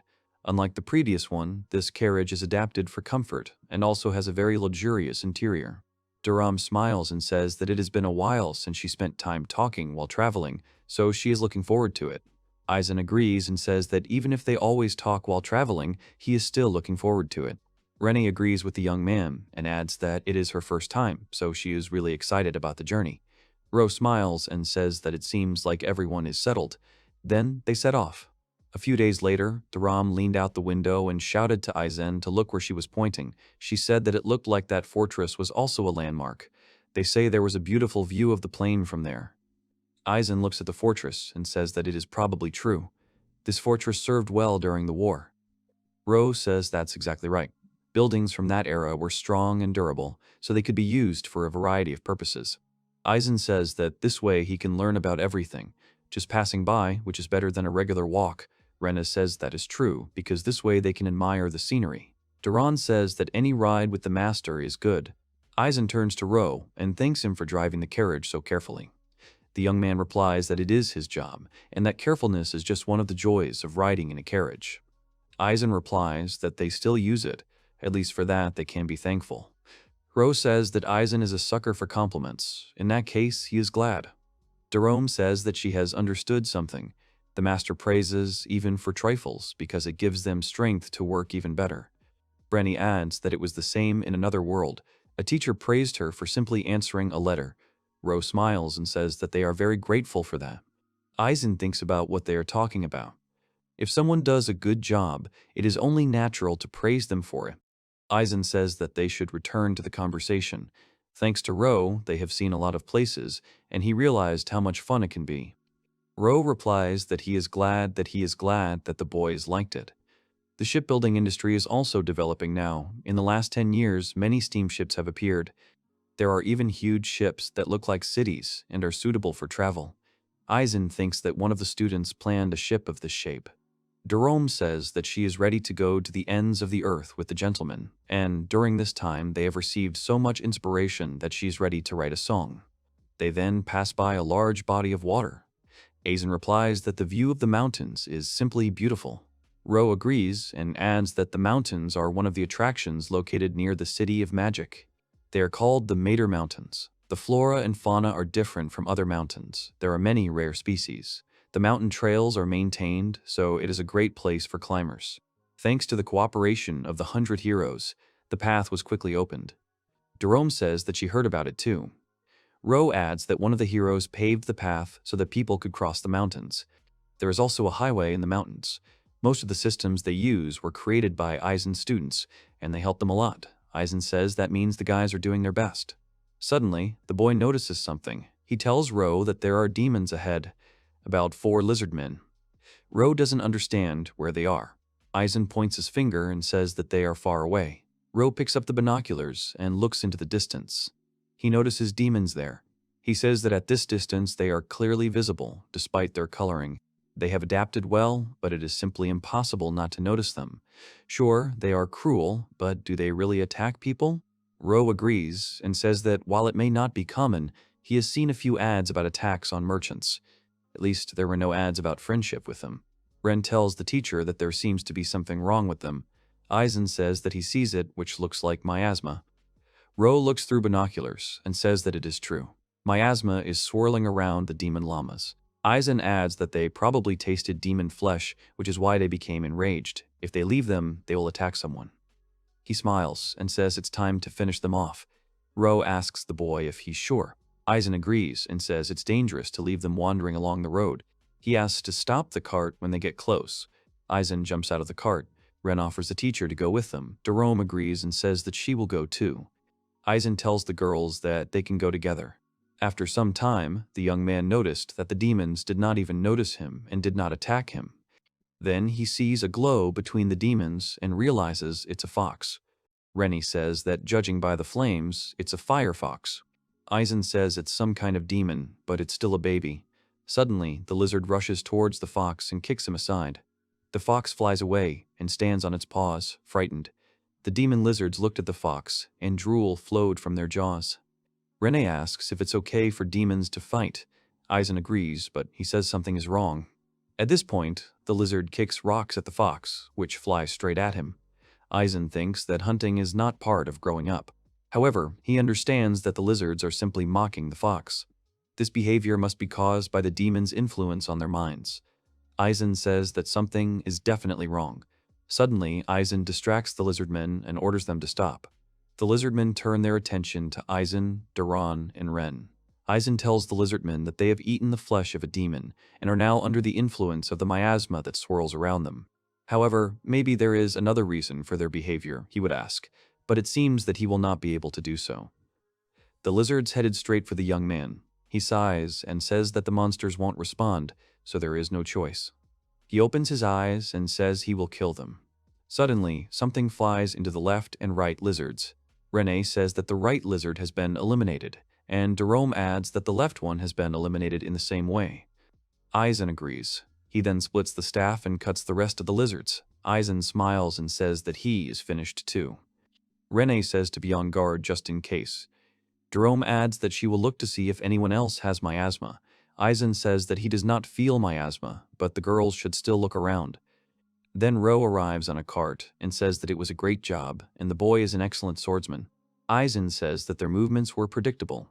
He also looks at the wounded fox and tells Ro that he is more concerned about this fox. Ro also looked at the fox cub and said that it looked like he was seriously injured. Eisen says that he sees it, but he needs to be cured. The young man decides to approach the fox, but he, frightened, bursts into flames. Ro says it's not a good idea to touch him. Eisen adds that such foxes tend to flare up in the heat of emotion. Ro adds that adults are capable of burning down an entire house. Even if this fox is still a cub, they won't be able to get close to him. Eisen says it looks like that, but he'll starve to death. Eisen smiles and asks Ro if he has a recovery potion. Ro is surprised and says that they are in the carriage. Ro says that they are for humans and unicorns, but should he give them to a fox? For each demon, there are ingredients that are effective and ineffective, but there are also some that would be too much. Eisen points to 2 potions and says that they will do. Ro approaches the carriage and hands Eisen 2 potions, adding that he prepared them especially for the trip. Eisen says you can tell they're good quality at a glance. Ro adds that's because he bought them from a good place, and then asks how they use them. Eisen takes the bottles and says that they use them as usual. He offers to talk to the fox for a bit with these medicines. Ro is surprised and asks if he's really going to talk to the medicine. Eisen says, referring to the recovery potions to help this kid. He looks at them and asks if they would like to help. First, he asks the potions to tell him about their ingredients. The liquid in the bottle begins to bubble. Ro asks if Eisen is really talking to them. The boy thanks them and says it's for the humans. He gives 1 bottle to Ro and says he's returning it. Eisen looks at the bottle and says that it contains blue belladonna and lake onion. The boy asks the lake onion if it can come out. Suddenly, the water began to bubble and spill out of the bottle. Ro noticed that her color and the composition of her magic power had changed. Eisen agreed and said that the potion now had a smooth texture, something that is made to heal others with its determination, so it is a good potion. He thanks the potion for helping him. Now, this little one will be fine. He looks at the fox cub and says that now is the time to apply the medicine. The boy approaches the fox. Ro thinks that the beast is still cautious, and the bleeding only increases, and how Eisen is going to approach him. Eisen then grabs the burning fox cub. Ro gets very scared, and then Eisen tells him that everything is fine. He turns to the little fox and tells him that he will be fine too, so the young man tells him not to worry. The little fox whined helplessly, and his flame began to fade. The young man strokes the fox and calls him a good baby. Ro runs up to Eisen and asks about the fire. Eisen tells Ro not to worry since he is protected. Instead, he asks Ro to take a potion to cure the fox cub. Ro brings the boy a potion. Eisen takes the potion and says that they will pour it out slowly. The boy pours the potion from the bottle directly onto the fox's wound. Then the wounds began to disappear from the fox's body. Ro is surprised because he was cured immediately. Human potions are so effective, it's a whole new level. He asks Eisen if he's ever made anything like this. Eisen says he made the potion by accident, just combined ingredients that would work with firefoxes. The one who made the medicine itself is amazing. Ro replies that he understands, but one cannot do something like that without knowing what is effective for foxes. Eisen replies that he once had the honor of treating the demonic beast lord along with the disciples. Ro says it's amazing that the boy can do something like that. Eisen says he's far from a professional. He then starts petting the fox, who starts purring in response. Eisen asks the fox if he is really surprised that the wound healed. He then asks if there is really a pattern or a wound on his back. He decides to bandage the wound just in case. Then he bandages the fox and puts it on the ground. The animal is very surprised and starts jumping. Ro guessed that he seemed very happy. Ro asked Eisen if he really wasn't burned. The young man says that the clothes are burnt, but there are no injuries. There is magic on them that protects his body. Ro says that since it's burnt, why not replace it with another one? Eisen replies that there is nothing to worry about, because these clothes will be restored over time. Ro examines her with his eye and says that the magic is activated by the state of the clothes and can only be felt during recovery. Eisen says that the boy understood everything correctly. One of the students has a craftsman's union. His friends made these clothes there. According to him, the teacher does not particularly care about his clothes, and since he left it, he makes this gift. The student demanded to wear it. Ro says that it is a complicated and expensive magic, so what else would you expect from the equipment of the prophet Eisen himself? Eisen says that he does not know anything, but at that moment he is interrupted by a fox cub that jumps right at him.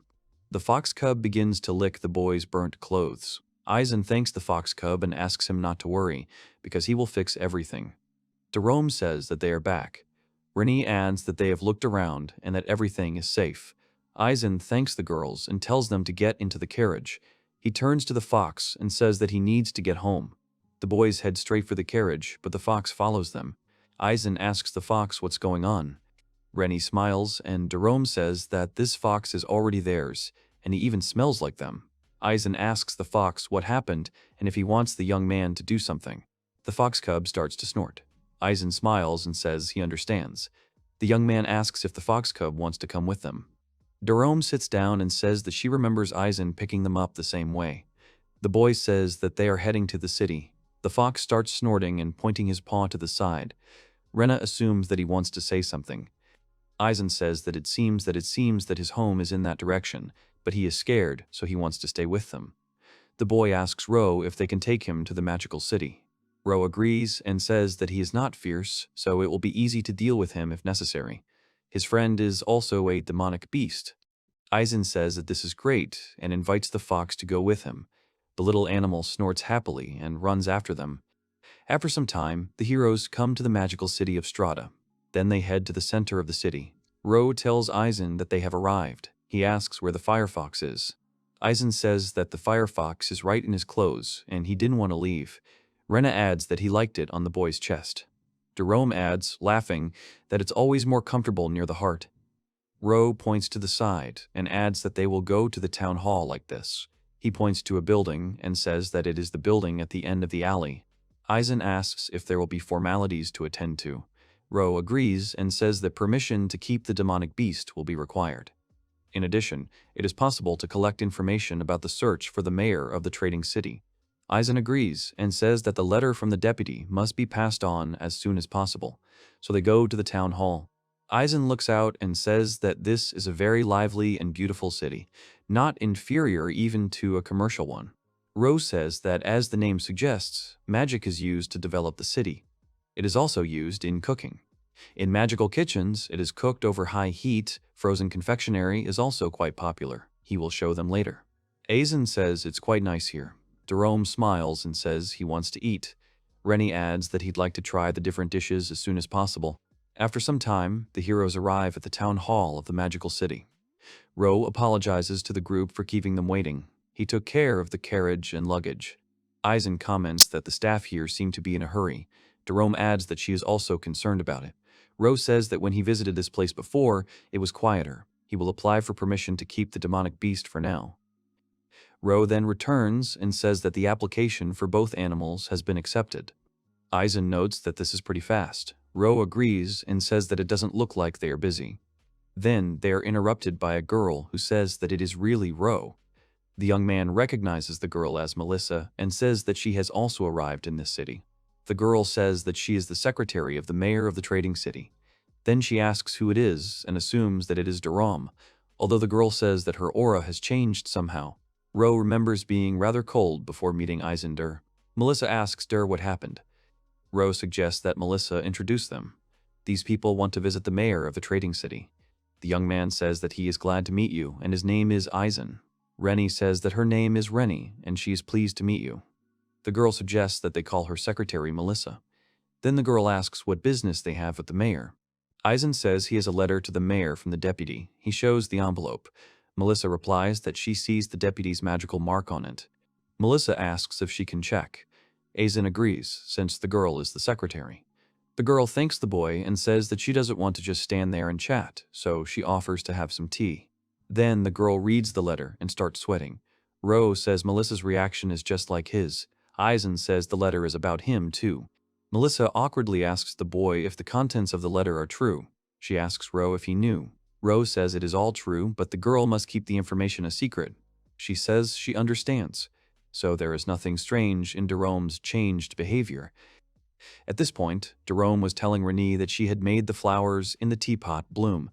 The girl replied that it was quite interesting. Melissa said that she understood. She hoped that the young man would give him the letter. Eisen asked if everything was all right.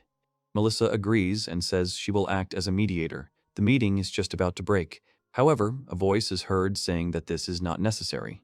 Melissa turns around. The girl says that she is the mayor of the trading city, Lunette Strike. The girl adds, turning to the teacher, that she has come. Eisen smiles and tells Lunette that they haven't seen each other in a long time. The young man asks the girl how she is. Lunette replies that they have seen each other for a long time and that she is doing well. She feels better now than ever. At this point, Melissa notices that Lunette is waving her tail from side to side. At that moment, Eisen thought that showing the motions through her tail was a characteristic of her species. Daram turns to Lunette and says that she is still the same as before. The girl replies that Daram, as always, has no ounce of modesty in front of her teacher. When she led the theater group, she was similar to her. Daram laughed and said that she had changed precisely because she had left that post. Everything could have turned out differently if it hadn't been for Teacher Eisen. Lunette asks why they came to town together. The girl hints that she is jealous. Daram replies that the girl is still as straightforward as ever, but they have their reasons. She then asks Lunette to introduce her to a girl named Renee. Lunette is surprised and asks if this is the same Renee who answered the teacher's letters. The girl agrees and says that she is Renee Lutustent. Daram says that their first meeting was also in a trading city. She turned out to be a wonderful person and sister. Lunette says that Daram's friends are her friends too. She is very happy to meet Ren, so the girl can call her Lunette or Sister Lunette. The girl agrees and says that it is nice to meet her. Eisen thinks that Daram and Lunette are so similar to each other. Rennie will easily get along with them. He then interrupts the girls and tells her that he has come to deliver this letter to her. Lunette then approaches the boy. She says that she is very grateful. Eisen realizes that Lunette has become more abrupt. After some time, the girl says that she has finished reading. The girl thanks the young man for coming all this way for the sake of the report. Eisen says that he is traveling around the world and just stopped by on the way. Lunette thinks and says that the teacher is traveling with Dur and Rennie, that she even envies them. Lunette then asks Melissa how long the mayor's term is. The girl smiles nervously and replies that the girl has a few more years, but for now she should give up on this idea. Lunette replies that she will continue to search for possible loopholes. Eisen says that how come the girl came to them before Melissa let her know. The girl said they had a meeting on the roof here. She saw the teacher in the carriage as they passed through the archway at the entrance to the city. She tried to calm herself down, and she paused a bit on her way to them. Renee is very surprised that it is terribly far from here to the gate. Eisen says that, as expected of a sniper archer, she has very sharp eyes. Lunette clenches her fist and says that she hasn't heard that in a long time. However, he is still no match for the teacher. He will train hard. From the way her tail twitches, Eisen thinks that Lunette seems to be very pleased. Melissa tells the mayor that they really suggested taking a break in the middle of the meeting because of Eisen's arrival. Eisen is surprised and asks if they had accidentally distracted her. Eisen says that it was already approaching break time. Lunette replies that the break has given her a boost of energy, so things will be even more productive now. That's a plus, so she thanks them for stopping by. Eisen asks what kind of meeting on the roof is this. There's clearly something strange here, and isn't this a normal magical city? Lunette says that something unexpected happened. They needed to talk in a place where they could see the city and its surroundings. Eisen asks if that's really why they stayed in the magical city. Lunette agrees and says the situation threatens the city's existence. Eisen asks the girl about survival. He asks if it's okay that it's an emergency, and the girl tells him about it. He doesn't know if the girl, as the mayor, can divulge this. Lunette nods and says that she doesn't want to bother the teacher, but they would appreciate it if the boy helped them. The young man says they will help. He asks Renee and Jerome. The girls agree and say they will help. Rose says he will help too. He has many business partners and branches here, as well as friends. He will be happy to help. Eisen says that they have decided, and then asks the girl if she can tell more. Lunette says that in that case they'll go to the roof. It'll be more convincing if they talk to the other city leaders as well. The girl then turns to Melissa. The girl replies that she understands. She explained the situation to them using telepathy, and they gave permission. They can invite Eisen and the others to the meeting. Eisen is very surprised that the girl negotiates with telepathy. She's only a secretary, but she is so skilled. The girl says that she will lead the guests so they can follow her. After some time, the guests come to the roof. They are met by a young man who says that Eisen is the hero, and next to him are his students. He says that it is a great honor to meet them. He says that he is the leader of a magical city, and his name is Shard. Everything they discussed earlier has already been conveyed to him, and he greatly appreciates their cooperation. Eisen says it's nice to meet you too. He still doesn't know anything, so he asks the man to explain the situation. Shard says it's a long story, so he suggests they sit down at the negotiating table. He says it started not long ago. He noticed a pillar of fire rising from the volcano to the east, Mount Madar. He points to the mountains and says that they are clearly visible from here. Durham asks if tourists really go to these mountains. The young man says that it is an active volcano, so it is quite possible. However, there was no ash, and as for the investigation, the cause of what happened is connected with the mistress of these mountains, Empress Akane. That is what they thought. Renee asks about the Lady of the Mountains, and asks if she exists. Shard answers yes. He says that this demon is many years old. She has a long history of being a neighbor of the magical city. Rose says that's true. He heard that thanks to her, the number of other demons in the mountains did not increase. Shard agrees with the young man's words. He says that the Empress has intelligence. She knows their language. He is sure that she will not harm the people. Even in her generation, there was a wonderful relationship between the city and her. Eisen ponders and asks if anything has changed recently. Shard agrees and says that the fire pillar is the Empress's magic, which is very similar to a kitsunebi. When the explorers set out for the mountain, a voice was heard midway along the way, warning them not to come any closer. They said the voice was full of anger. They felt the temperature rising and the danger. They couldn't move any further. Eisen asks what happened next. Shard explains that, first, they banned climbing the mountains, and it was the right decision.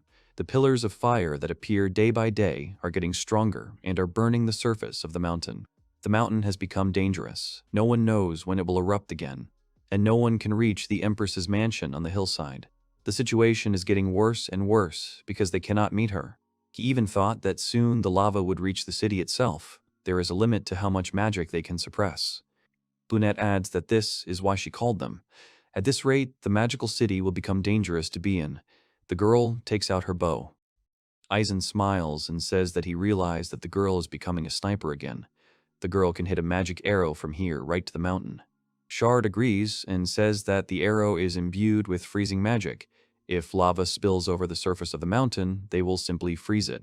The embers can also be shot down if shot with precision. Eisen is surprised and says that it is not surprising that Lunette was able to do this. Lunette says distance is not a problem, but rocks and lava are more difficult. If necessary, homing arrows are used. Shard adds and says that the Empress is unleashing her wrath on the people. We use sleeping or tranquilizing arrows. In the worst case, they will release those that can kill her. That's why they're here. Eisen asks if it's really to discuss the possibilities. They wouldn't want to attack the Empress. Eisen thinks and says that if the Empress is angry, then why not talk to her? Shard adds and says that Lunette sent arrows with messages to the mountainside, but there was no response. Eisen asks if the Empress can read. Shard says that she was so close to humans. However, the city authorities are trying to cope with her anger. Day and night, people try, because many people like the Empress. Lunette says that killing the Empress is the last thing they want. Eisen says he understands. The girl is doing the right thing by protecting the city. It seems her abilities haven't deteriorated at all. Lunette says that's true. It's one of the skills the teacher likes. She's been practicing all this time. The girl asked if the boy really praised her for her words, and then she asked the teacher if he can pet her. Eisen asks if the girl really wants him to pet her. Then Lunette approaches the boy and agrees. She wants the boy to stroke her when they are done. It will be her motivation. The girl asks what the teacher thinks and if he is against it. Eisen thinks that Lunette reminds him of Jerome now. He agrees and says that even if they are not finished yet, he would not mind petting the girl. The young man stands up and begins to stroke Lunette. The girl starts wagging her tail. Melissa smiles. She says it's the first time she's seen the mayor like this. Jerome laughs and says it's in front of the secretary too. This is surprising because Lunette is very direct in her expressions and always says what she wants. It is difficult to catch her facial expressions and she is laconic in her letters. Renee adds that her letters are quite neat. Jerome asks if she really thinks so, but she likes it as is. They will get the most out of her. Lunette says, agreeing that it's just amazing. She's motivated now. Eisen says it's very nice. Lunette then apologizes for asking to be petted, and then asks if the teacher has thought about a solution. The boy agrees and says that he has. He smiles and says that it would be better to ask the Empress herself first. If they're lucky, he will ask her. Everyone is surprised. Shard says that it is very dangerous to approach her. Eisen agrees and says that, however, acting rashly without knowing anything is also dangerous. He suggests taking a short walk and coming back. Eisen's clothes. Shard asks Eisen who it is. Eisen says that they saved him from demons on the way to the city. Maybe that's why he was so shy and didn't show up before. The boy then asks the fox what's wrong. Could it be that he saw something, and maybe he has a house up there on the mountain? The fox snorts. Eisen says it will be dangerous, but he wants to take the risk.